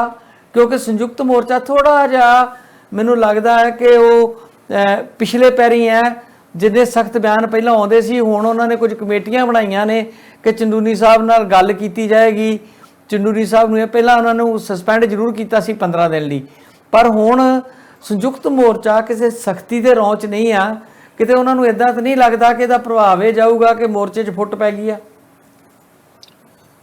ਦੇਖੋ ਗੱਲ ਇੱਦਾਂ ਆ ਜੀ, ਜਿਹੜੇ ਚੰਦੂਨੀ ਸਾਹਿਬ ਨੂੰ ਸਪੋਰਟ ਮਿਲੀ ਆ, ਉਹਨਾਂ ਨੇ ਪਾਰਟੀ ਬਣਾਈ ਆ, 117 ਕੈਂਡੀਡੇਟਾਂ ਦਾ ਮਤਲਬ ਉਹਨਾਂ ਨੇ ਜਿਹੜਾ ਚੋਣਾਂ ਲੜਨ ਦੀ ਗੱਲ ਕੀਤੀ ਆ, ਇਹ ਗਿੱਲ ਸਾਹਿਬ ਬਹੁਤ ਸਾਰੇ ਸ਼ੰਕੇ ਪੈਦਾ ਕਰਨ ਵਾਲੀ ਗੱਲ ਹੈਗੀ ਆ। ਚੰਦੂਨੀ ਸਾਹਿਬ ਪਹਿਲਾਂ ਵੀ ਜਿਹੜਾ ਉਹ ਪੂਰੀ ਤਰ੍ਹਾਂ ਡਿਸਪਲਿਨ ਦੇ ਵਿੱਚ ਨਹੀਂ ਰਹੇ, ਪਰ ਕਿਉਂਕਿ ਉਹ ਸੰਯੁਕਤ ਮੋਰਚੇ ਵਿੱਚ ਸ਼ਾਮਲ ਸੀਗੇ, ਜਿਹੜੇ 32 ਜਥੇਬੰਦੀਆਂ ਉਹਨਾਂ ਦੇ ਵਿੱਚ ਉਹਨਾਂ ਦੀ ਜਥੇਬੰਦੀ ਸ਼ਾਮਲ ਸੀਗੀ 40 ਦੇ ਵਿੱਚ, ਤੇ ਇਹ ਪਹਿਲਾਂ ਵੀ ਇਦਾਂ ਦੀਆਂ ਗੱਲਾਂ ਕਰਦੇ ਰਹੇ ਆ, ਇਦਾਂ ਦੇ ਬਿਆਨ ਇਹਨਾਂ ਦੇ ਆਏ ਆ ਵੀ ਸਾਨੂੰ ਚੋਣਾਂ ਲੜਨੀਆਂ ਚਾਹੀਦੀਆਂ। ਪਰ ਇਹਦੇ ਵਿੱਚ ਸ਼ੰਕੇ ਇਸ ਕਰਕੇ ਪੈਦਾ ਹੁੰਦੇ ਆ ਕਿ ਨੰਬਰ 1 ਤਾਂ ਇਹ ਆ ਕਿ ਚੰਦੂਨੀ ਸਾਹਿਬ ਹੈਗੇ ਹਰਿਆਣੇ ਦੇ, ਤੇ ਇਹਨਾਂ ਦਾ ਮਿਸ਼ਨ ਪੰਜਾਬ ਦਾ ਕੋਈ ਤੁੱਕ ਵੈਸੇ ਬਣਦਾ ਨਹੀਂ। ਦੂਜੀ ਗੱਲ ਇਹ ਆ ਵੀ ਜੇ ਇਹ ਪੰਜਾਬ ਦੇ ਵਿੱਚ ਆ ਵੀ ਗਏ ਆ ਤੇ ਇਹਨਾਂ ਨੂੰ ਸਪੋਰਟ ਕੀਤਾ ਹੈਗਾ ਵਪਾਰੀਆਂ ਨੇ, ਤੇ ਵਪਾਰੀਆਂ ਬਾਰੇ ਗਿੱਲ ਸਾਹਿਬ ਆਮ ਸਮਝਿਆ ਜਾਂਦਾ ਵੀ ਜਿਹੜੇ ਹਿੰਦੂ ਵਪਾਰੀ ਜਿਹੜੇ ਆ ਉਹ ਉਹਨਾਂ ਦੇ ਵਿੱਚ ਮੈਜੋਰਟੀ ਹਿੰਦੂ ਵਪਾਰੀਆਂ ਦੀ ਹੈਗੀ ਆ। ਔਰ ਉਹਨਾਂ ਨੂੰ ਭਾਵੇਂ ਕਿ ਜਿਹੜੇ ਇਹ 3 ਕਾਲੇ ਕਾਨੂੰਨ ਆ ਉਹਨਾਂ ਦੇ ਉੱਤੇ ਵੀ ਅਸਰ ਅੰਦਾਜ਼ ਹੁੰਦੇ ਆ, ਪਰੰਤੂ ਫਿਰ ਵੀ ਬੀਇੰਗ ਹਿੰਦੂ ਉਹਨਾਂ ਦੀਆਂ ਜੜ੍ਹਾਂ ਜਿਹੜੀਆਂ ਉਹ ਬੀਜੇਪੀ 'ਚ ਆ। ਸੋ ਇਸ ਕਰਕੇ ਇਹ ਸ਼ੰਕੇ ਪੈਦਾ ਕਰਦੀ ਆ ਇਹ ਜਿਹੜੀ ਡਿਵੈਲਪਮੈਂਟ ਹੋਈ ਆ ਭਈ ਇਹ ਚੰਦੂਨੀ ਸਾਹਿਬ ਦਾ ਆਪਣਾ ਫੈਸਲਾ ਨਹੀਂ ਹੈ, ਜਾਂ ਵਪਾਰੀ ਜਿਹੜੇ ਆ ਉਹ ਰਾਤੋਂ ਰਾਤ ਕਿਸਾਨ ਲੀਡਰ ਦੇ ਮਗਰ ਨਹੀਂ ਲੱਗ ਗਏ। ਇਹਦੇ ਪਿੱਛੇ ਕੋਈ ਨਾ ਕੋਈ ਜਿਹੜੀ ਆ ਉਹ ਬੀਜੇਪੀ ਦੀ ਸਾਜ਼ਿਸ਼ ਜਿਹੜੀ ਆ ਉਹ ਜ਼ਰੂਰ ਨਜ਼ਰ ਆਉਂਦੀ ਪੈਦਾ ਹੁੰਦਾ ਆ। ਕਿਉਂਕਿ ਜੇ ਚੰਦੂਨੀ ਸਾਹਿਬ ਕਿਸਾਨ ਦੇ ਤੌਰ ਦੇ ਉੱਤੇ ਪੰਜਾਬ 'ਚ ਚੋਣ ਲੜਨੀ ਚਾਹੁੰਦੇ ਆ ਤਾਂ ਕਿਸਾਨ ਉਹਦੇ ਮਗਰ ਹੋਣੇ ਚਾਹੀਦੇ ਸੀਗੇ, ਤੇ ਉਹਦੇ ਮਗਰ ਆ ਗਏ ਵਪਾਰੀ। ਸੋ ਇਸ ਕਰਕੇ ਆਉਣ ਵਾਲੇ ਦਿਨਾਂ ਦੇ ਵਿੱਚ ਇਹ ਕਾਫੀ ਕੁਝ ਸਪਸ਼ਟ ਹੋ ਜਾਵੇਗਾ। ਪਰ ਜਿਹੜਾ ਹੈ ਜੀ ਅੰਦਰੋਂ ਢਾਹ ਲਾਉਣੀ ਮੋਰਚੇ ਨੂੰ, ਉਹ ਕੰਟਰੋਲ ਕਰਨੀ ਔਖੀ ਹੁੰਦੀ ਆ, ਕਿਉਂਕਿ ਜਿਹੜਾ ਦੁਸ਼ਮਣ ਸਾਹਮਣੇ ਖੜਾ ਨਾ ਉਹਦੇ ਨਾਲ ਲੜਨਾ ਤਾਂ ਹੁੰਦਾ ਸੌਖਾ, ਤੇ ਜਿਹੜਾ ਦੁਸ਼ਮਣ ਅੰਦਰ ਹੈਗਾ, ਉਹ ਮੈਂ ਇੱਕ ਵਾਰ ਲਿਖਿਆ ਵੀ ਸੀਗਾ ਕਿ ਦੁਸ਼ਮਣਾਂ ਦਾ ਫਿਕਰ ਵੀ ਕਰੋ ਜ਼ਰੂਰ, ਪਰ ਕੀ ਕਰੋਗੇ ਦੁਸ਼ਮਣ ਜੇ ਘਰ ਦੇ ਰਹੇ। ਤੁਹਾਨੂੰ ਦੁਸ਼ਮਣ ਤਾਂ ਸਾਹਮਣੇ ਦਿਖਾਈ ਦਿੰਦੇ ਆ, ਪਰ ਜੇ ਘਰ ਦੇ ਹੀ ਦੁਸ਼ਮਣ ਬਣ ਜਾਣ ਤਾਂ ਫਿਰ ਤੁਸੀਂ ਕੀ ਕਰ ਸਕਦੇ ਆ। ਔਰ ਮੈਨੂੰ ਲੱਗਦਾ ਇਹ ਆ ਕਿ ਇਹ ਜਿਹੜੀ ਡਿਵੈਲਪਮੈਂਟ ਹੋਈ ਆ ਇਹ ਸ਼ੰਕੇ ਪੈਦਾ ਕਰਦੀ ਆ। ਔਰ ਜਿਵੇਂ ਕਿ ਪਹਿਲਾਂ ਜਿਹੜੇ ਦੀਪ ਸਿੱਧੂ ਐਂਡ ਪਾਰਟੀ ਸੀਗੀ ਉਹ ਤਿਆਰ ਕੀਤੀ ਗਈ ਸੀਗੀ, ਫਿਰ ਸਰਵਣ ਸਿੰਘ ਪੰਧੇਰ ਹੁਣਾਂ ਨੇ ਜਿਹੜਾ ਪੰਨੂ ਗਰੁੱਪ ਸੀਗਾ ਉਹਨਾਂ ਨੇ ਜਿਹੜਾ ਰੋਲ ਪਲੇ ਕੀਤਾ, ਔਰ ਸਾਰੇ ਜਿਹੜੇ ਯਤਨ ਸੀਗੇ, ਜਿਹੜੀਆਂ ਸਾਜ਼ਿਸ਼ਾਂ ਸੀਗੀਆਂ, ਉਹ ਕਿਸਾਨ ਮੋਰਚੇ ਨੂੰ ਲੀਹੋਂ ਲਾਉਣ ਦੀ ਖਾਤਰ, ਫੇਲ ਕਰਨ ਦੀ ਖਾਤਰ ਕੀਤੀਆਂ ਜਾਂਦੀਆਂ ਰਹੀਆਂ। ਤੇ ਮੇਰਾ ਖਿਆਲ ਆ ਬਈ, ਮੈਨੂੰ ਇਹ ਮਹਿਸੂਸ ਹੁੰਦਾ ਹੈ ਬਈ ਇਹ ਵੀ ਇੱਕ ਸਾਜ਼ਿਸ਼ ਹੈਗੀ ਆ ਕਿ ਕਿਸਾਨ ਮੋਰਚੇ ਨੂੰ ਜੇ ਫੇਲ ਨਹੀਂ ਤਾਂ ਕਮਜ਼ੋਰ ਜ਼ਰੂਰ ਕੀਤਾ ਜਾਵੇ। ਕਿਉਂਕਿ ਡੈਫੀਨੇਟਲੀ ਜਦੋਂ ਇੱਕ ਜਿਹੜਾ ਲੀਡਰ ਹੈਗਾ ਉਹ ਇਸ ਕਿਸਮ ਦੀ ਕਾਰਵਾਈ ਕਰਦਾ ਆ ਤਾਂ ਬਹੁਤ ਸਾਰੇ ਜਿਹੜੇ ਉੱਥੇ ਬੈਠੇ ਆ ਜੀ ਕਿਸਾਨ ਮੋਰਚੇ ਦੇ ਵਿੱਚ, ਉਹਨਾਂ 'ਚ ਕੁਝ ਲੋਕ ਇਦਾਂ ਦੇ ਵੀ ਹੋ ਸਕਦੇ ਆ ਜਿਨ੍ਹਾਂ ਦੇ ਮਨ 'ਚ ਲੱਡੂ ਭੁਰ ਰਹੇ ਹੋਣ ਬਈ ਚੜੂਨੀ ਸਾਹਿਬ ਨੇ ਮੁੱਖ ਮੰਤਰੀ ਬਣ ਜਾਣਾ ਤੇ ਅਸੀਂ ਐਮਐਲਏ ਬਣਾਂਗੇ, ਮੰਤਰੀ ਬਣਾਂਗੇ। ਉਹ ਵੀ ਉਧਰ ਨੂੰ ਕੁਝ ਰਜੂ ਉਹਨਾਂ ਦਾ ਹੋ ਸਕਦਾ ਆ। ਇਹਦੇ 'ਚ ਡੈਫੀਨੇਟਲੀ ਕਿਸਾਨ ਮੋਰਚਾ ਜਿਹੜਾ ਆ ਉਹ ਕਮਜ਼ੋਰ ਭਾਵੇਂ ਨਾ ਹੋਵੇ, ਪਰ ਮੋਰਚੇ ਦੀ ਲੀਡਰਸ਼ਿਪ ਨੂੰ ਇਹ ਜਵਾਬ ਦੇਣ 'ਚ ਹੀ ਕਿੰਨਾ ਸਾਰਾ ਸਮਾਂ ਜਿਹੜਾ ਉਹ ਲੱਗੇਗਾ। ਜਾਂ ਇਦਾਂ ਕਹਿ ਲਓ, ਜਿਹੜਾ ਸਮਾਂ ਉਹਨਾਂ ਨੇ ਆਪਣੇ ਸੰਘਰਸ਼ ਨੂੰ ਮਜ਼ਬੂਤ ਕਰਨ ਦੇ ਵਿੱਚ ਅੱਗੇ ਵਧਾਉਣ 'ਚ ਲਾਉਣਾ ਸੀਗਾ, ਉਹ ਸਮਾਂ ਉਹਨਾਂ ਨੂੰ ਇਹਨਾਂ ਗੱਲਾਂ ਦੇ ਜਵਾਬ ਦੇਣ ਦੇ ਵਿੱਚ ਲੱਗ ਜਾਏਗਾ। ਤੇ ਨਿਸ਼ਚਿਤ ਤੌਰ ਤੇ ਜਦੋਂ ਤੁਹਾਡਾ ਇੱਕ ਬਰਾਬਰ ਦਾ ਲੀਡਰ ਜਿਹੜਾ ਹੈਗਾ ਉਹ ਛੱਡ ਕੇ ਜਾਂਦਾ, ਔਰ ਬਹੁਤ ਸਾਰੇ ਲੋਕ ਵੀ ਹੋਰ ਗਿੱਲ ਸਾਹਿਬ ਹੈਗੇ ਨੇ ਜਿਹੜੇ ਇਹ ਨਹੀਂ ਵੇਖਦੇ ਕਿ ਇਸ ਵੇਲੇ ਕਿਸਾਨ ਮੋਰਚਾ ਜਿਹੜਾ ਆ ਉਹ ਜਿੱਦਾਂ ਅਰਜਨ ਮੱਛੀ ਦੀ ਅੱਖ ਨੂੰ ਦੇਖਦਾ ਸੀਗਾ, ਉੱਦਾਂ ਹੀ ਉਹ ਆਪਣੇ ਮੋਰਚੇ ਦੀ ਕਾਮਯਾਬੀ ਨੂੰ ਦੇਖਦੇ ਆ। ਔਰ ਇਸ ਮੋਰਚੇ ਦੀ ਜਿਹੜੀ ਨਿਸ਼ਾਨਾ ਜਿਹੜਾ ਮਿਥਿਆ ਆ ਉਹ ਹੈ ਵੀ ਕਾਲੇ ਕਾਨੂੰਨ ਵਾਪਸ ਕਰਾਉਣੇ ਆ। ਔਰ ਦੂਜੇ ਬੰਨੇ ਦੇਖ ਲਓ ਆ ਪਰਾਲੀ ਵਾਲਾ, ਬਿਜਲੀ ਵਾਲਾ ਉਹ ਬਿੱਲ ਜਿਹੜੇ ਉਹ ਪਾਸ ਵੀ ਕਰੀ ਜਾਂਦੇ ਆ। ਤੇ ਮੈਂ ਮਹਿਸੂਸ ਕਰਦਾ ਕਿ ਜਿਹੜੇ ਚੋਣਾਂ ਲੜਨ ਦੀ ਗੱਲ ਕਰਦੇ ਆ ਨਾ, ਉਹਦੇ ਨਾਲ ਕਿਸਾਨ ਮੋਰਚੇ ਦੇ ਟੀਚੇ ਦਾ ਕੋਈ ਫਾਇਦਾ ਨਹੀਂ ਹੁੰਦਾ, ਨੁਕਸਾਨ ਹੁੰਦਾ। ਔਰ ਕਿਸਾਨ ਮੋਰਚੇ ਦੀ ਇਹ ਸਮਝ ਜਿਹੜੀ ਆ ਇਹ ਬਿਲਕੁਲ ਦਰੁਸਤ ਹੈਗੀ ਆ ਕਿ ਇਹ ਚੋਣਾਂ ਲੜਨ ਦਾ ਸਮਾਂ ਨਹੀਂ ਹੈ, ਇਹ ਕਿਸਾਨੀ ਮੰਗਾਂ ਨੂੰ ਮਨਵਾਉਣ ਦਾ ਸਮਾਂ ਆ, 3 ਕਾਲੇ ਕਾਨੂੰਨ ਜਿਹੜੇ ਆ ਉਹ ਵਾਪਸ ਕਰਾਉਣ ਦਾ ਸਮਾਂ ਆ। ਸੋ ਇਸ ਕਰਕੇ ਭਾਵੇਂ ਬਹੁਤ ਜ਼ਿਆਦਾ ਅਸਰ ਭਾਵੇਂ ਨਹੀਂ ਪੈਂਦਾ, ਪਰ ਅਸਰ ਪੈਂਦਾ ਜ਼ਰੂਰ ਹੈਗਾ। ਜਿਵੇਂ ਮੈਂ ਪਹਿਲਾਂ ਕਿਹਾ ਬਈ ਹੁਣ ਕਿਸਾਨ ਮੋਰਚੇ ਨੇ ਜਿਹੜੀ ਪ੍ਰਾਪਤੀ, ਜਿਹੜੀਆਂ ਕਿਸਾਨ ਸੰਸਦ ਲਾ ਕੇ ਪ੍ਰਾਪਤ ਕੀਤੀ ਸੀਗੀ, ਉਹਦੇ ਉੱਤੇ ਚੜੂਨੀ ਐਂਡ ਪਾਰਟੀ ਨੇ ਉਹਦੀ ਜਿਹੜੀ ਲਿਸ਼ਕ ਹੈਗੀ ਆ ਉਹ ਥੋੜ੍ਹੀ ਜਿਹੀ ਮੱਧਮ ਕੀਤੀ ਆ ਜ਼ਰੂਰ, ਪਰੰਤੂ ਕਿਸਾਨ ਮੋਰਚਾ ਜਿਹੜਾ ਆ ਉਹਦੀ ਲੀਡਰਸ਼ਿਪ ਇੰਨੀ ਸਿਆਣੀ ਆ ਕਿ ਉਹਨਾਂ ਨੂੰ ਪਤਾ ਆ ਕਿ ਗੰਢਿਆਂ 'ਚੋਂ ਗੰਢੇਲਾਂ ਨਿਕਲਦੀਆਂ, ਕਣਕਾਂ 'ਚੋਂ ਕਾਂਗਿਆਰੀ ਨਿਕਲਦੀ ਆ, ਤੇ ਮੁੱਲ ਗੰਢਿਆਂ ਦਾ ਪੈਂਦਾ ਹੁੰਦਾ, ਮੁੱਲ ਕਣਕ ਦਾ ਪੈਂਦਾ ਹੁੰਦਾ, ਮੁੱਲ ਗੰਢੇਲਾਂ ਦਾ ਨਹੀਂ ਪੈਂਦਾ ਹੁੰਦਾ, ਮੁੱਲ ਕਾਂਗਿਆਰੀ ਦਾ ਨਹੀਂ ਪੈਂਦਾ ਹੁੰਦਾ। ਉਹਨੂੰ ਉਹ ਕਾਂਗਿਆਰੀ ਜਿਹੜੀ ਤੁਹਾਨੂੰ ਪਤਾ ਉਹ ਤਾਂ ਕਾਲਖ ਹੀ ਹੁੰਦੀ ਆ ਨਾ। ਬਿਲਕੁਲ। ਪਰ ਕਾਲੋ ਸਾਹਿਬ, ਕੁਝ ਲੋਕਾਂ ਦਾ ਇਹ ਮੰਨਣਾ ਆ ਕਿ ਜੇ ਸੰਯੁਕਤ ਮੋਰਚੇ ਦੇ ਵਿੱਚ ਰਹਿੰਦਿਆਂ ਚੰਦੂਨੀ ਸਾਹਿਬ ਆਪਣੀ ਐਕਟੀਵਿਟੀ ਜਾਰੀ ਰੱਖਦੇ ਤੇ ਸੰਯੁਕਤ ਮੋਰਚੇ ਦੀ ਲੀਡਰਸ਼ਿਪ ਵਾਸਤੇ ਇੱਕ ਬੜਾ ਵੱਡਾ ਸਵਾਲ ਖੜਾ ਹੋਣਾ ਸੀਗਾ। ਹੁਣ ਜਿੱਦਾਂ ਪਾਸੇ ਰਹਿ ਕੇ ਜਿੱਦਾਂ ਜੋਗਿੰਦਰ ਸਿੰਘ ਅਗਰਾਹਾਂ ਆਪਣੀ ਇੰਡੀਪੈਂਡੈਂਟ ਕੋਈ ਚੀਜ਼ਾਂ ਕਰਦੇ ਨੇ, ਪੰਨੂਰੀ ਆਪਣੀਆਂ ਕਰਦੇ ਨੇ, ਜਿਹੜੇ ਸੰਯੁਕਤ ਮੋਰਚੇ ਦਾ ਹਿੱਸਾ ਨਹੀਂ ਹਨ ਉਹਨਾਂ ਬਾਰੇ ਫਿਰ ਜਵਾਬਦੇਹੀ ਵੀ ਸੰਯੁਕਤ ਮੋਰਚੇ ਦੀ ਨਹੀਂ ਰਹਿੰਦੀ। ਇਸ ਕਰਕੇ ਥੋੜਾ ਜਿਹਾ ਉਹਨਾਂ ਨੂੰ ਇਸ ਗੱਲ ਤੋਂ ਰਿਲੀਫ ਮਿਲੇਗਾ ਕਿ ਅਗਰ ਚੰਦੂਨੀ ਸਾਹਿਬ ਕੋਈ ਆਪਣਾ ਇਹੋ ਜਿਹਾ ਐਕਸ਼ਨ ਕਰਦੇ ਆ ਤੇ ਸੰਯੁਕਤ ਮੋਰਚੇ ਦੀ ਲੀਡਰਸ਼ਿਪ ਇਹ ਕਹਿ ਸਕਦੀ ਆ ਕਿ ਇਹ ਸਾਡੇ ਵਿੱਚ ਸ਼ਾਮਲ ਨਹੀਂ, ਇਹ ਬਾਹਰੋਂ ਰਹਿ ਕੇ ਡਿਊਟੀ ਕਰ ਰਹੇ ਨੇ। ਦੂਜੇ ਪਾਸੇ ਉਹਨਾਂ ਦੀ ਮਜਬੂਰੀ ਵੇਖੋ, ਇੱਕ ਪਾਸੇ ਉਹ ਕਹਿ ਰਹੇ ਨੇ ਕਿ ਮੈਂ ਮੋਰਚੇ ਦੀਆਂ ਗੱਲਾਂ ਨਾਲ ਸਹਿਮਤ ਨਹੀਂ, ਪਰ ਨਾਲ ਦੀ ਨਾਲ ਇਹ ਵੀ ਬਿਆਨ ਦੇ ਰਹੇ ਨੇ ਕਿ ਕੁਝ ਵੀ ਹੋ ਜਾਵੇ ਫੈਸਲਾ ਜੋ ਵੀ ਸੰਯੁਕਤ ਮੋਰਚਾ ਕਰੂਗਾ ਅਸੀਂ ਉਹਦੇ ਤੇ ਅੱਗੇ ਨਾਲੋਂ ਵੀ ਜ਼ਿਆਦਾ ਵੱਧ ਚੜ ਕੇ ਹਿੱਸਾ ਲਵਾਂਗੇ, ਗੱਲਾਂ ਉਹੀ ਕਰਾਂਗੇ ਜੋ ਸੰਯੁਕਤ ਮੋਰਚੇ ਦੀ ਲੀਡਰਸ਼ਿਪ ਫੈਸਲਾ ਕਰੂਗੀ। ਪਰ ਜਿਹੜਾ ਮਤਭੇਦ ਹੈ ਉਹ ਸਾਡਾ ਇਲੈਕਸ਼ਨ ਦਾ ਸੀਗਾ, ਇਸ ਕਰਕੇ ਅਸੀਂ ਆਪਣੇ ਆਪ ਹੀ ਮੋਰਚੇ ਤੋਂ ਲਾਂਭੇ ਹੋ ਰਹੇ ਹਾਂ। ਪਰ ਮੰਨਾਂਗੇ ਉਹੀ ਜੋ ਸੰਯੁਕਤ ਮੋਰਚਾ ਫੈਸਲਾ ਕਰੂਗਾ। ਇਹ ਗੱਲ ਤੇ ਸੁਖਬੀਰ ਬਾਦਲ ਵੀ ਕਹਿੰਦਾ ਹੈ ਕਿ ਜੋ ਸੰਯੁਕਤ ਮੋਰਚਾ ਫੈਸਲਾ ਕਰੂ ਅਸੀਂ ਉਹਨੂੰ ਲਾਗੂ ਕਰਾਂਗੇ। ਆਮ ਆਦਮੀ ਪਾਰਟੀ ਵੀ ਕਹਿੰਦੀ ਆ, ਕਾਂਗਰਸ ਵੀ ਕਹੀ ਜਾਂਦੀ ਆ, ਸਿੱਧੂ ਸਾਹਿਬ ਵੀ ਕਹੀ ਜਾਂਦੇ ਆ। ਫਿਰ ਚੰਦੂਨੀ ਸਾਹਿਬ ਦੇ ਮੇਰੇ ਖਿਆਲ 'ਚ ਕਹਿਣ ਦਾ ਤਾਂ ਕੋਈ ਫਾਇਦਾ ਨਹੀਂ, ਪਰ ਸੰਯੁਕਤ ਮੋਰਚੇ ਲਈ ਥੋੜਾ ਆਸਾਨ ਹੋ ਜਾਏਗਾ ਇਹ ਗੱਲ ਕਹਿਣੀ ਕਿ ਇਹ ਹੁਣ ਸਾਡਾ ਲੀਡਰ ਨਹੀਂ ਆ, ਸਾਡੇ ਧੜੇ 'ਚ ਨਹੀਂ ਆ, ਸੰਯੁਕਤ ਮੋਰਚੇ ਦਾ ਹਿੱਸਾ ਨਹੀਂ ਆ। ਉਹਨਾਂ ਨੂੰ ਹੱਕ ਹੈ, ਜਿਵੇਂ ਬਾਕੀ ਲੋਕਾਂ ਨੂੰ ਹੱਕ ਹੈ ਇਲੈਕਸ਼ਨ ਲੜਨ ਦਾ, ਉਹ ਲੜੀ ਜਾਣ।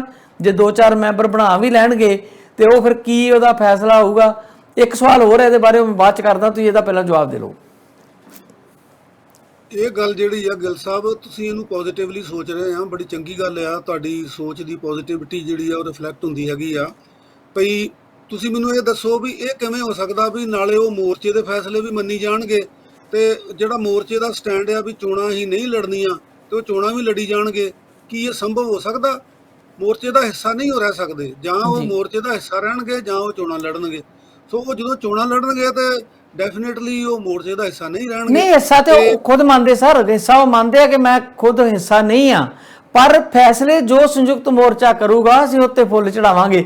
ਪਰ ਪਹਿਲਾ ਹੀ ਵੱਡਾ ਫੈਸਲਾ ਜਿਹੜਾ ਚੋਣਾਂ ਨਾ ਲੜਨ ਵਾਲਾ, ਉਹਦੇ ਤੇ ਫੁੱਲ ਚੜਾ ਨਹੀਂ ਰਹੇ, ਤੇ ਬਾਕੀ ਜਿਹੜੇ ਫੈਸਲੇ ਆ ਉਹਨਾਂ ਤੇ ਕੀ ਫੁੱਲ ਚੜਾਉਣਗੇ ਫਿਰ ਉਹ? ਨਹੀਂ, ਇਹ ਤਾਂ ਫਜ਼ੂਲ ਗੱਲ ਹੈ ਜੀ। ਇਹ ਗੱਲ ਕਹਿਣੀ ਜਿਹੜੀ ਆ ਫਜ਼ੂਲ ਹੈਗੀ ਆ ਕਿ ਬਈ ਮੈਂ ਮੋਰਚੇ ਨੂੰ ਵੀ ਮੰਨਦਾ ਤੇ ਮੈਂ ਆਪਣੀ ਮਰਜ਼ੀ ਵੀ ਕਰਦਾ ਹਾਂ। ਇਦਾਂ ਨਹੀਂ ਹੁੰਦਾ। ਉਹ ਮੋਰਚੇ ਤੋਂ ਬਾਹਰ ਹੁਣ ਚਲੇ ਗਏ ਨੇ ਤੇ ਮੋਰਚੇ ਲਈ ਤਾਂ ਜੇ ਕੋਈ ਉਹਨਾਂ ਨੂੰ ਸਵਾਲ ਕਰੇਗਾ ਮੇਰੇ ਖਿਆਲ 'ਚ ਭਈ ਵੇਖੋ ਜੀ ਉਹ ਚੜੂਨੀ ਸਾਹਿਬ ਚੋਣ ਲੜ ਰਹੇ ਆ, ਤੁਸੀਂ ਕਿਉਂ ਨਹੀਂ ਚੋਣ ਲੜਦੇ, ਤੇ ਉਹ ਮੋਰਚੇ ਵਾਲੇ ਕਹਿ ਸਕਦੇ ਆ ਵੀ ਇਹ ਸਵਾਲ ਤੁਸੀਂ ਜਾ ਕੇ ਚੜੂਨੀ ਸਾਹਿਬ ਨੂੰ ਕਰੋ, ਇਹਦਾ ਅਸੀਂ ਨਹੀਂ ਜਵਾਬ ਦਿੰਦੇ। ਅਸੀਂ ਤੇ ਬੜਾ ਸਿੱਧਾ ਸਾਡਾ ਕਿ ਅਸੀਂ ਤਾਂ ਕਿਸਾਨ ਮੰਗਾਂ ਲਈ ਲੜ ਰਹੇ ਹਾਂ ਔਰ ਲੜਦੇ ਰਵਾਂਗੇ ਤੇ ਇਹਨਾਂ ਦੀ ਪ੍ਰਾਪਤੀ ਤੱਕ, ਕਿਉਂਕਿ ਉਹਨਾਂ ਨੇ ਤੇ ਐਲਾਨ ਕੀਤਾ ਹੈਗਾ ਕਿ ਜਾਂ ਇਹ ਕਾਨੂੰਨ ਵਾਪਸ ਹੋਣਗੇ ਤੇ ਜਾਂ ਫਿਰ ਅਸੀਂ ਰਵਾਂਗੇ। ਆਰ ਪਾਰ ਦੀ ਲੜਾਈ ਆ ਭਈ ਜੇ ਕਾਨੂੰਨ ਨਹੀਂ ਵਾਪਸ ਹੁੰਦੇ ਤਾਂ ਫਿਰ ਸਾਡੀ ਕੋਈ ਹਸਤੀ ਨਹੀਂ ਬਚਦੀ ਹੈਗੀ। ਸੋ ਇਸ ਕਰਕੇ ਇੱਕ ਗੱਲੋਂ ਇਹ ਤੁਹਾਡੇ ਖਿਆਲ 'ਚ ਕਹਿਣ ਵਾਲੀ ਗੱਲ ਚੰਗੀ ਵੀ ਆ, ਔਰ ਉਹਨਾਂ ਨੂੰ ਕਿੰਨਾ ਕੁ ਹੰਗਾਰਾ ਮਿਲ ਜਾਂਦਾ ਆ। ਜਿਹੜੇ ਪੋਲੀਟੀਕਲ ਪਾਰਟੀਆਂ ਵਾਲੇ ਆ ਉਹਨਾਂ ਦੇ ਸਬੰਧ ਦੇ ਵਿੱਚ ਕਿਸਾਨ ਮੋਰਚੇ ਨੇ ਸਿਰਫ ਇੰਨਾ ਹੀ ਫੈਸਲਾ ਕੀਤਾ ਸੀਗਾ ਕਿ ਬਈ ਤੁਸੀਂ ਬੀਜੇਪੀ ਤੇ ਬੀਜੇਪੀ ਦੇ ਹਮਾਇਤੀਆਂ ਨੂੰ, ਮਤਲਬ ਕਿ ਜਿਹੜੇ ਕਾਲੇ ਕਾਨੂੰਨਾਂ ਦੇ ਹੱਕ 'ਚ ਆ, ਉਹਨਾਂ ਰਾਜਨੀਤਿਕ ਲੋਕਾਂ ਨੂੰ ਤੁਸੀਂ ਪਿੰਡਾਂ 'ਚ ਨਹੀਂ ਵੜਨ ਦੇਣਾ। ਤੇ ਪਿੰਡਾਂ 'ਚ ਗਿੱਲ ਸਾਹਿਬ ਉਹਨਾਂ ਨੇ ਸਾਰੇ ਪੋਲੀਟੀਕਲ ਜਿਹੜੇ ਲੋਕ ਹੈਗੇ ਉਹਨਾਂ ਨੂੰ ਹੀ ਵੜਨਾ ਬੰਦ ਕਰਤਾ ਸੀਗਾ। ਸੋ ਚੜੂਨੀ ਸਾਹਿਬ ਦਾ ਤੇ ਉਹਨਾਂ ਦੀ ਪਾਰਟੀ ਦਾ ਪਿੰਡਾਂ 'ਚ ਪੰਜਾਬ ਦੇ ਵਿੱਚ ਕਿੰਨਾ ਕੁ ਸਵਾਗਤ ਹੋਏਗਾ, ਇਹ ਅਜੇ ਵੇਖਣ ਵਾਲੀ ਗੱਲ ਹੈਗੀ ਆ।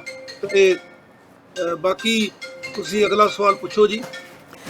ਅਗਲਾ ਸਵਾਲ ਮੇਰੇ ਦਿਮਾਗ 'ਚ ਇਹ ਚੱਲ ਰਿਹਾ ਸੀਗਾ, ਇੱਕ ਤਾਂ ਜਿਵੇਂ ਮੈਂ ਪਹਿਲਾਂ ਵੀ ਕੀਤਾ, ਪੰਜਾਬ ਦੇ ਵਪਾਰੀ ਵਰਗ ਨੇ ਇਹਦਾ ਸਵਾਗਤ ਕੀਤਾ ਤੇ ਉਹਨਾਂ ਨੂੰ ਸਪੋਰਟ ਕਰਨ ਦੀ ਗੱਲ ਕਹੀ ਆ।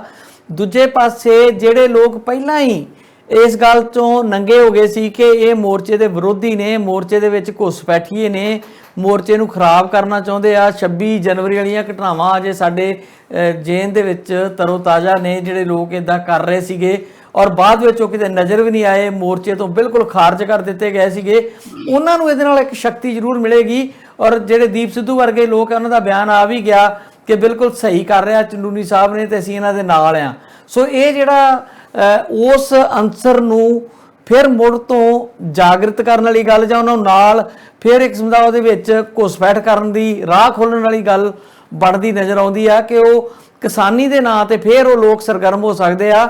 ਜਿਹੜੇ ਲੋਕ ਹੁਣ ਘਰ ਬੈਠ ਗਏ ਸੀ, ਲੋਕਾਂ ਨੂੰ ਪਤਾ ਲੱਗ ਗਿਆ ਸੀ ਕਿ ਇਹ ਬੇਸਿਕਲੀ ਕਿਸਾਨ ਨਹੀਂ ਆ, ਇਹ ਕਿਸਾਨ ਵਿਰੋਧੀ ਲੋਕ ਨੇ ਜਿਹੜੇ ਸਰਕਾਰ ਦੇ ਸਰਕਾਰੀ ਏਜੰਸੀਆਂ ਦੇ ਇਸ਼ਾਰੇ ਤੇ ਕੰਮ ਕਰ ਰਹੇ ਆ। ਸੋ ਉਹ ਲੋਕ ਜੇ ਸਰਗਰਮ ਹੋ ਜਾਂਦੇ ਆ ਤੇ ਫਿਰ ਜਿਹੜਾ ਉਹ ਇੱਕ ਕਿਸਮ ਦਾ ਵੱਡੀ ਜਿਹੜੀ ਆ ਘਟਨਾਕ੍ਰਮ ਹੋਏਗਾ, ਇੱਕ ਮੋੜ ਵੀ ਹੋਏਗਾ ਜੀ।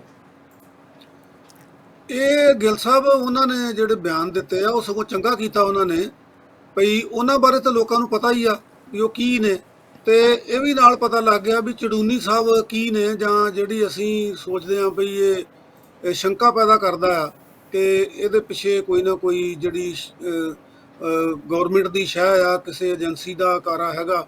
ਸੋ ਲੋਕੀ ਜਿਹੜੇ ਆ ਜੀ ਉਹ ਇੰਨੇ ਨਿਆਣੇ ਨਹੀਂ ਗੇ, ਔਰ ਹੁਣ ਸੋਸ਼ਲ ਮੀਡੀਆ ਇੰਨਾ ਸਟਰੋਂਗ ਆ, ਔਰ ਕਿਸਾਨ ਮੋਰਚੇ ਨੇ ਬੜੀ ਤਰਤੀਬ ਨਾਲ ਜਿਹੜਾ ਮੋਰਚਾ ਹੈਗਾ ਚਲਾਇਆ। ਖਾਸ ਕਰਕੇ ਜਿਹੜੀ ਕਿਸਾਨ ਸੰਸਦ ਇਹਨਾਂ ਨੇ ਚਲਾਈ ਆ, ਜਿਹੜੀ ਯਾਨੀ ਸਾਡਾ ਇੱਥੇ 9 ਅਗਸਤ ਆ, ਉੱਥੇ ਮੁੱਕ ਚੁੱਕਾ ਆ। 9 ਅਗਸਤ ਦੀ ਜਿਹੜੀ ਕਿਸਾਨ ਸੰਸਦ ਸੀਗੀ ਗਿੱਲ ਸਾਹਿਬ, ਉਹ ਬੀਬੀਆਂ ਦੀ ਸੰਸਦ ਸੀਗੀ, ਕਿਸਾਨ ਔਰਤਾਂ ਦੀ ਸੰਸਦ ਸੀਗੀ। ਔਰ ਉਹਦਾ ਇਤਿਹਾਸ ਇਹ ਆ ਵੀ ਕਿ 9 ਅਗਸਤ 1942 ਨੂੰ ਭਾਰਤ ਛੱਡੋ ਅੰਦੋਲਨ ਦਾ ਐਲਾਨ ਕੀਤਾ ਗਿਆ ਸੀਗਾ, ਤੇ ਉਸ ਇਤਿਹਾਸਕ ਦਿਨ ਦੇ ਉੱਤੇ ਇਹ ਜਿਹੜਾ ਕਿਸਾਨ ਸੰਸਦ ਦਾ ਆਖਰੀ ਸੈਸ਼ਨ ਸੀਗਾ ਉਹ ਹੋਇਆ, ਤੇ ਉਹ ਔਰਤਾਂ ਦੀ ਮਤਲਬ ਔਰਤਾਂ ਦੀ ਸੰਸਦ ਹੋਈ। ਤੇ ਜਿਹੜੀ ਤੁਸੀਂ ਗੱਲ ਕਰਦੇ ਹੋ ਵੀ ਜਿਹੜੇ ਡਿਸਗਰੰਟਡ ਐਲੀਮੈਂਟ ਆ ਜਾਂ ਜਿਹੜੇ ਬਦਨਾਮ ਐਲੀਮੈਂਟ ਆ, ਉਹਨਾਂ ਨੇ ਅੱਗੇ ਬੜਾ ਜ਼ੋਰ ਲਾ ਕੇ ਦੇਖ ਲਿਆ। 26 ਜਨਵਰੀ ਨੂੰ ਵੀ ਉਹਨਾਂ ਨੇ ਜ਼ੋਰ ਲਾਇਆ, ਬਾਅਦ ਦੇ ਵਿੱਚ ਵੀ ਲਾਉਂਦੇ ਰਹੇ ਆ। ਔਰ ਪਿਛਲੇ ਦਿਨਾਂ ਤੱਕ ਜਿਵੇਂ ਤੁਸੀਂ ਕਿਹਾ ਵੀ ਉਹ ਘਰ ਬੈਠੇ ਸੀਗੇ, ਘਰ ਬਹਿਣ ਦਾ ਮਤਲਬ ਇਹ ਆ ਕਿ ਲੋਕ ਉਹਨਾਂ ਨੂੰ ਮੂੰਹ ਲਾਉਣੋਂ ਹਟ ਗਏ ਸੀਗੇ। ਲੋਕ ਉਹਨਾਂ ਨੂੰ ਮੋਰਚੇ ਦੇ ਵਿਰੋਧੀ ਸਮਝਦੇ ਸੀਗੇ। ਤੇ ਇਸੇ ਹੀ ਤਰ੍ਹਾਂ ਜਿਹੜੇ ਹੁਣ ਇਹ ਵੀ ਗੱਲਾਂ ਜੁੜਦੀਆਂ ਆ ਕਿ ਅਮਰੀਕਾ 'ਚ ਬੈਠਾ ਜਿਹੜਾ ਗੁਰਪਤਵੰਤ ਪੰਨੂ ਆ, ਉਹਦੇ ਨਾਲ ਬੰਦੇ ਪਤਾ ਨਹੀਂ 4 ਹੈਗੇ ਕਿ ਨਹੀਂ ਹੈਗੇ, ਕਿਹਦੇ ਲਈ ਉਹ ਕੰਮ ਕਰਦਾ ਹੈਗਾ, ਕੀ ਉਹਦਾ ਆਸ਼ਾ ਹੈਗਾ। ਤੇ ਉਹ ਧਮਕੀਆਂ ਦੇਈ ਜਾਂਦਾ ਆ ਵੀ ਹਿਮਾਚਲ ਦਾ ਮੁੱਖ ਮੰਤਰੀ ਜਿਹੜਾ ਉਹਨੂੰ ਵੀ ਉਹ ਡਰਾਈ ਜਾਂਦਾ, ਹਰਿਆਣੇ ਦੇ ਨੂੰ ਵੀ ਡਰਾਈ ਜਾਂਦਾ, ਤੇ ਆਪਣੇ ਯੂਪੀ ਵਾਲੇ ਨੂੰ ਵੀ ਡਰਾਈ ਜਾਂਦਾ। ਸੋ ਇਹ ਸਾਰੀਆਂ ਚੀਜ਼ਾਂ ਗਿੱਲ ਸਾਹਿਬ ਜੇ ਰਲਾ ਕੇ ਦੇਖੀਏ ਨਾ, Deep Sidhu and party, Chanduni and party, Gurpatwant Pannun and party, ਤਾਂ ਇਹ ਜਿਹੜੀ ਸਾਜ਼ਿਸ਼ ਹੈ ਇਹ ਛੋਟੀ ਨਹੀਂ ਲੱਗਦੀ ਹੈਗੀ। ਇਹ ਕੇਵਲ ਨੈਸ਼ਨਲ ਲੈਵਲ ਦੀ ਨਹੀਂ ਲੱਗਦੀ, ਇਹ ਇੰਟਰਨੈਸ਼ਨਲ ਲੈਵਲ ਤੇ ਜਿਹੜੇ ਕੁਝ ਲੋਕ ਆਪਰੇਟ ਕਰਦੇ ਹੈਗੇ ਆ। ਮੈਨੂੰ ਲੱਗਦਾ ਇਹ ਆ ਵੀ ਕਿਸਾਨ ਮੋਰਚੇ ਨੂੰ ਫੇਲ ਕਰਨ ਲਈ ਇਹ ਉਹਨਾਂ ਦੀ ਇੱਕ ਕੋਆਰਡੀਨੇਸ਼ਨ ਹੋਈ ਆ, ਜਿਹਦਾ ਸਰਦਾਰ ਬਣਿਆ ਹੈਗਾ ਗੁਰਨਾਮ ਸਿੰਘ ਚੜੂਨੀ। ਔਰ ਉਹਦੀ ਕੀ ਦਸ਼ਾ ਹੋਏਗੀ, ਕੀ ਦੁਰਗਤ ਹੋਏਗੀ, ਕੀ ਉਹਨੂੰ ਸਵਾਗਤ ਮਿਲੇਗਾ, ਇਹ ਸਾਰੀਆਂ ਚੀਜ਼ਾਂ ਵੇਖਣ ਵਾਲੀਆਂ ਆ। ਤੁਸੀਂ ਵੀ ਇਹ ਜੋੜ ਕੇ ਦੇਖੋ ਬਈ ਇਹ ਸਾਰੀਆਂ ਚੀਜ਼ਾਂ ਜਿਹੜੀਆਂ ਇਹ ਸਾਈਮਲਟੇਨੀਅਸਲੀ ਹੋ ਰਹੀਆਂ, ਇੱਕੋ ਵੇਲੇ ਹੋ ਰਹੀਆਂ ਹੈਗੀਆਂ। ਔਰ ਕਿਸਾਨ ਲੀਡਰਸ਼ਿਪ ਨੂੰ ਫਿਰ ਇਸ ਗੱਲ ਦਾ ਕ੍ਰੈਡਿਟ ਜਾਂਦਾ ਆ ਕਿ ਉਹ ਇਹਨਾਂ ਸਾਰੀਆਂ ਗੱਲਾਂ ਦਾ ਮੁਕਾਬਲਾ ਕਰ ਰਹੇ ਆ, ਨੈਸ਼ਨਲ ਲੈਵਲ ਤੇ ਵੀ ਕਰ ਰਹੇ ਆ, ਇੰਟਰਨੈਸ਼ਨਲ ਲੈਵਲ ਤੇ ਵੀ ਕਰ ਰਹੇ ਆ। ਔਰ ਜਿੰਨੇ ਇਸ ਕਿਸਮ ਦੇ ਜਿਨ੍ਹਾਂ ਨੇ ਖੱਲ ਤਾਂ ਪਾਈ ਸੀਗੀ ਕਿਸਾਨ ਮੋਰਚੇ ਦੀ, ਪਰ ਅੰਦਰੋਂ ਕੁਝ ਹੋਰ ਸੀਗੇ, ਉਹ ਵੀ ਨੰਗੇ ਹੋ ਗਏ। ਤੇ ਇਸ ਤਰੀਕੇ ਨਾਲ ਜਿਹੜੀ ਕਿਸਾਨਾਂ ਦੀ ਸ਼ਕਤੀ ਹੈਗੀ ਆ ਉਹ ਉਸੇ ਹੀ ਤਰ੍ਹਾਂ ਬਰਕਰਾਰ ਹੈਗੀ ਆ। ਔਰ ਇਹ ਦੇਖੋ ਕਿਸ ਤਰੀਕੇ ਨਾਲ ਹੁੰਦੀਆਂ ਹੈਗੀਆਂ ਘਟਨਾਵਾਂ। ਜਿੱਦਾਂ 26 ਜਨਵਰੀ ਵਾਲੀ ਗੱਲ ਸੀਗੀ, ਉਹਦੇ 'ਚ ਅਮਰੀਕਾ ਤੋਂ ਐਲਾਨ ਗਿਆ ਵੀ ਇੰਨੇ ਕਰੋੜ ਰੁਪਈਆ ਉਹਨੂੰ ਦਿੱਤਾ ਜਾਏਗਾ ਜਿਹੜਾ ਖਾਲਸਾਈ ਝੰਡਾ ਚਲਾਏਗਾ। ਔਰ ਫਿਰ ਜਦੋਂ ਕਿਸਾਨ ਸੰਸਦ ਲਾਉਣ ਦੀ ਗੱਲ ਹੋਈ ਤਾਂ ਵੀ ਅਮਰੀਕਾ ਤੋਂ ਐਲਾਨ ਗਿਆ ਭਈ ਜੀ ਇਹਦੇ ਵਿੱਚ ਆਪਣੇ ਬੰਦੇ ਭੇਜੋ, ਉਹਦੇ ਵਿੱਚ ਸ਼ਾਮਲ ਕਰੋ ਆਪਣੇ ਬੰਦੇ। ਤੇ ਹੁਣ ਇਹ ਜਿਹੜੀਆਂ ਇੱਕੋ ਵੇਲੇ ਇੱਕੋ ਸਮੇਂ ਦੇ ਉੱਤੇ ਸਾਰੀ ਘਟਨਾਕ੍ਰਮ ਜਿਹੜਾ ਹੋ ਰਿਹਾ ਆ, ਇਹਦੇ ਪਿੱਛੇ ਜ਼ਰੂਰ ਜਿਹੜੇ ਜਾਗਰੂਕ ਲੋਕ ਨੇ ਭਾਰਤ ਦੇ, ਕਿਸਾਨਾਂ ਦੇ ਹਮਦਰਦ ਨੇ, ਕਿਸਾਨ ਮੋਰਚੇ ਵਾਲੇ ਨੇ, ਉਹਨਾਂ ਸਾਰਿਆਂ ਨੂੰ ਇਹ ਗੱਲਾਂ ਜਿਹੜੀਆਂ ਉਹ ਕੋਖਣ ਦੀ ਬਹੁਤ ਜ਼ਰੂਰਤ ਹੈਗੀ ਆ। ਔਰ ਮੇਰਾ ਖਿਆਲ ਇਹ ਆ ਕਿ ਜੇ ਮੇਰੇ ਵਰਗੇ ਸਧਾਰਨ ਬੰਦੇ ਨੂੰ ਇਹ ਗੱਲ ਸਮਝ ਆ ਸਕਦੀ ਆ, ਤਾਂ ਜਿਹੜੇ ਚੇਤਨ ਲੋਕ ਨੇ ਮੋਰਚੇ ਦੇ ਵਿੱਚ ਨੇ ਉਹਨਾਂ ਨੂੰ ਵੀ ਇਹ ਗੱਲ ਜ਼ਰੂਰ ਸਮਝ ਆਉਂਦੀ ਹੋਵੇਗੀ। ਬਿਲਕੁਲ ਕਾਲੂ ਸਾਹਿਬ, ਤੁਸੀਂ ਸਹੀ ਨਿਸ਼ਾਨਦੇਹੀ ਕੀਤੀ ਆ। ਜਿਹੜਾ ਗੁਰਪਤਵੰਤ ਪੰਨੂ ਵਾਲਾ ਮਸਲਾ ਆ, ਜਿਸ ਤਰੀਕੇ ਨਾਲ ਭਾਰਤੀ ਮੀਡੀਆ ਉਹਨੂੰ ਉਠਾ ਰਿਹਾ ਆ, ਉਹ ਸਟੇਟ ਨੂੰ ਸੂਟ ਕਰਦਾ ਆ ਸਾਰਾ ਕੁਝ। ਔਰ ਤਾਂ ਹੀ ਤੇ ਕਿਹਾ ਜਾਂਦਾ ਹੈ ਕਿ ਕੋਈ ਨਾ ਕੋਈ ਏਜੰਸੀਆਂ ਆਪਰੇਟ ਕਰਦੀਆਂ ਨੇ ਜਿਹੜੀਆਂ ਇਹ ਚੀਜ਼ਾਂ ਕਰਵਾ ਰਹੀਆਂ ਹੋਣਗੀਆਂ। ਵੈਸੇ ਗੁਰਪਤਵੰਤ ਪੰਨੂ ਦੀ ਆਪਣੀ ਹਸਤੀ, ਆਪਣੀ ਕੋਈ ਸਟਰੈਂਥ ਜਿਹੜੀ ਆ ਉਹ ਕਿਧਰੇ ਵੀ ਨਜ਼ਰ ਨਹੀਂ ਆਉਂਦੀ। ਔਰ ਦੂਜੇ ਪਾਸੇ ਜਦੋਂ ਇਹ ਬਾਰ-ਬਾਰ ਇਹੋ ਧਮਕੀਆਂ ਦਾ ਜ਼ਿਕਰ ਕਰਕੇ ਜਿਹੜਾ ਸੋ ਕਾਲਡ ਨੈਸ਼ਨਲ ਮੀਡੀਆ ਬਣਿਆ ਬੈਠਾ, ਹਿੰਦੀ ਮੀਡੀਆ ਜਿਹੜਾ ਆ, ਉਹ ਉਸ ਗੱਲ ਨੂੰ ਉਠਾਉਂਦਾ ਆ, ਤਾਂ ਉਹ ਭਾਰਤ ਦੀ ਸਟੇਟ ਨੂੰ ਕਿਤੇ ਨਾ ਕਿਤੇ ਫਿੱਟ ਬਹਿੰਦੀ ਆ। ਤਾਂ ਕਰਕੇ ਉਹ ਸਾਰੀ ਗੱਲ ਜਿਹੜੀ ਉਹ ਬਾਰ-ਬਾਰ ਚੁੱਕਿਆ ਜਾਂਦਾ ਆ। ਨਹੀਂ ਤੇ ਗੁਰਪਤਵੰਤ ਪੰਨੂ ਨੂੰ ਤਾਂ ਸ਼ਾਇਦ ਖੁਦ ਵੀ ਨਾ ਪਤਾ ਹੋਵੇ ਉਹਨੇ ਧਮਕੀ ਦਿੱਤੀ ਆ, ਉਹਦੇ ਨਾਂ ਤੇ ਕੌਣ ਦੇ ਰਿਹਾ ਜਾਂ ਕਿਵੇਂ ਹੋ ਰਿਹਾ ਜਾਂ ਕੌਣ ਉਹਨੂੰ ਆਪਰੇਟ ਕਰ ਰਿਹਾ। ਇਹ ਚੀਜ਼ਾਂ ਤਾਂ ਆਮ ਪਬਲਿਕ ਸਾਹਮਣੇ ਬਿਲਕੁਲ ਆਉਂਦੀਆਂ ਹੀ ਨਹੀਂ ਨਾ ਜੀ। ਇਹ ਗੱਲ ਗਿੱਲ ਸਾਹਿਬ ਤੁਹਾਡੀ ਦਰੁਸਤ ਆ ਕਿ ਇਹ ਪਤਾ ਨਹੀਂ ਲੱਗਦਾ ਕਿ ਉਹ ਆਪ ਧਮਕੀ ਦਿੰਦਾ ਜਾਂ ਉਹਦੇ ਨਾਂ ਦੇ ਉੱਤੇ ਕੁਝ ਲੋਕ ਦਿੰਦੇ ਆ। ਪਰ ਇਹ ਵੀ ਗੱਲ ਤਾਂ ਦਰੁਸਤ ਹੈ ਨਾ ਗਿੱਲ ਸਾਹਿਬ, ਉਹ ਉਹਨੂੰ ਕੰਟਰਾਡਿਕਟ ਵੀ ਤਾਂ ਨਹੀਂ ਨਾ ਕਰਦਾ। ਉਹ ਇਹ ਤਾਂ ਨਹੀਂ ਨਾ ਕਹਿੰਦਾ ਵੀ ਮੈਂ ਨਹੀਂ ਇਹ ਧਮਕੀ ਦਿੱਤੀ ਹੈਗੀ। ਔਰ ਜਿੱਦਾਂ ਮੈਂ ਪਹਿਲਾਂ ਤੁਹਾਨੂੰ ਦੱਸਿਆ ਹੈਗਾ ਕਿ ਇਹ ਸਾਰੀਆਂ ਘਟਨਾਵਾਂ ਜਿਹੜੀਆਂ ਉਹ ਇਸ ਤਰੀਕੇ ਨਾਲ ਵਾਪਰਦੀਆਂ ਆ, ਤੇ ਜਿਹੜੇ ਸਿਆਣੇ ਲੋਕ, ਕੁਝ ਲੋਕ ਇਹ ਵਿਸ਼ਵਾਸ ਕਰਦੇ ਆ ਕਿ ਇਹ ਗਵਰਨਮੈਂਟ ਆਫ ਇੰਡੀਆ, ਉਹਦੀਆਂ ਏਜੰਸੀਆਂ, ਭਾਰਤੀ ਜਨਤਾ ਪਾਰਟੀ, ਉਹਦੀ ਜਿਹੜੀ ਗਾਂ IT ਸੈੱਲ ਹੈਗਾ ਜਾਂ ਜਿਹੜਾ ਉਹਨਾਂ ਦਾ ਕੋਈ ਗੁਪਤ ਸੈੱਲ ਹੋਊਗਾ, ਉਹ ਸਾਰੇ ਦੇ ਸਾਰੇ ਜਿਹੜੇ ਆ ਉਹ ਕੋਆਰਡੀਨੇਟ ਦੇਖੋ ਕਿਦਾਂ ਕਰਦੇ ਆ ਕਿ ਇਹ ਧਮਕੀਆਂ ਜਿਹੜੀਆਂ, ਜਿੱਥੋਂ ਤੱਕ ਮੈਨੂੰ ਮੇਰਾ ਖਿਆਲ ਆ ਭਈ ਹਿਮਾਚਲ 'ਚ ਵੀ BJP ਦੀ ਗਵਰਨਮੈਂਟ ਆ, UP 'ਚ ਵੀ BJP ਦੀ ਗਵਰਨਮੈਂਟ ਆ, ਤੇ ਹਰਿਆਣੇ 'ਚ ਵੀ BJP ਦੀ ਗਵਰਨਮੈਂਟ ਆ। ਉਹਨਾਂ ਨੂੰ ਧਮਕੀਆਂ ਦੇਣ ਦਾ ਮਤਲਬ ਇਹ ਆ ਕਿ ਇਹ ਸਾਬਤ ਕਰਨਾ ਵੀ ਦੇਖੋ ਜੀ ਇਹ ਜਿਹੜੀ BJP ਆ ਇਹ ਦੇਸ਼ ਭਗਤ ਆ, ਇਹਨੂੰ ਦੇਖੋ ਖਾਲਿਸਤਾਨੀਆਂ ਵੱਲੋਂ ਧਮਕੀਆਂ ਮਿਲਦੀਆਂ ਵਗੈਰਾ ਵਗੈਰਾ। ਤੇ ਏਜੰਸੀਆਂ ਜਿਹੜੀਆਂ ਉਹ ਕੰਮ ਇਦਾਂ ਕਰਦੀਆਂ ਹੁੰਦੀਆਂ ਕਿ ਆਮ ਲੋਕਾਂ ਨੂੰ ਉਹਦੀ ਸਮਝ ਨਹੀਂ ਗੀ ਲੱਗਦੀ। ਪਰ ਉਹਨਾਂ ਨੂੰ ਇਹ ਨਹੀਂ ਪਤਾ ਕਿ ਹੁਣ ਲੋਕ ਵੀ ਇੰਨੇ ਸਮਝਦਾਰ ਹੋ ਗਏ ਆ।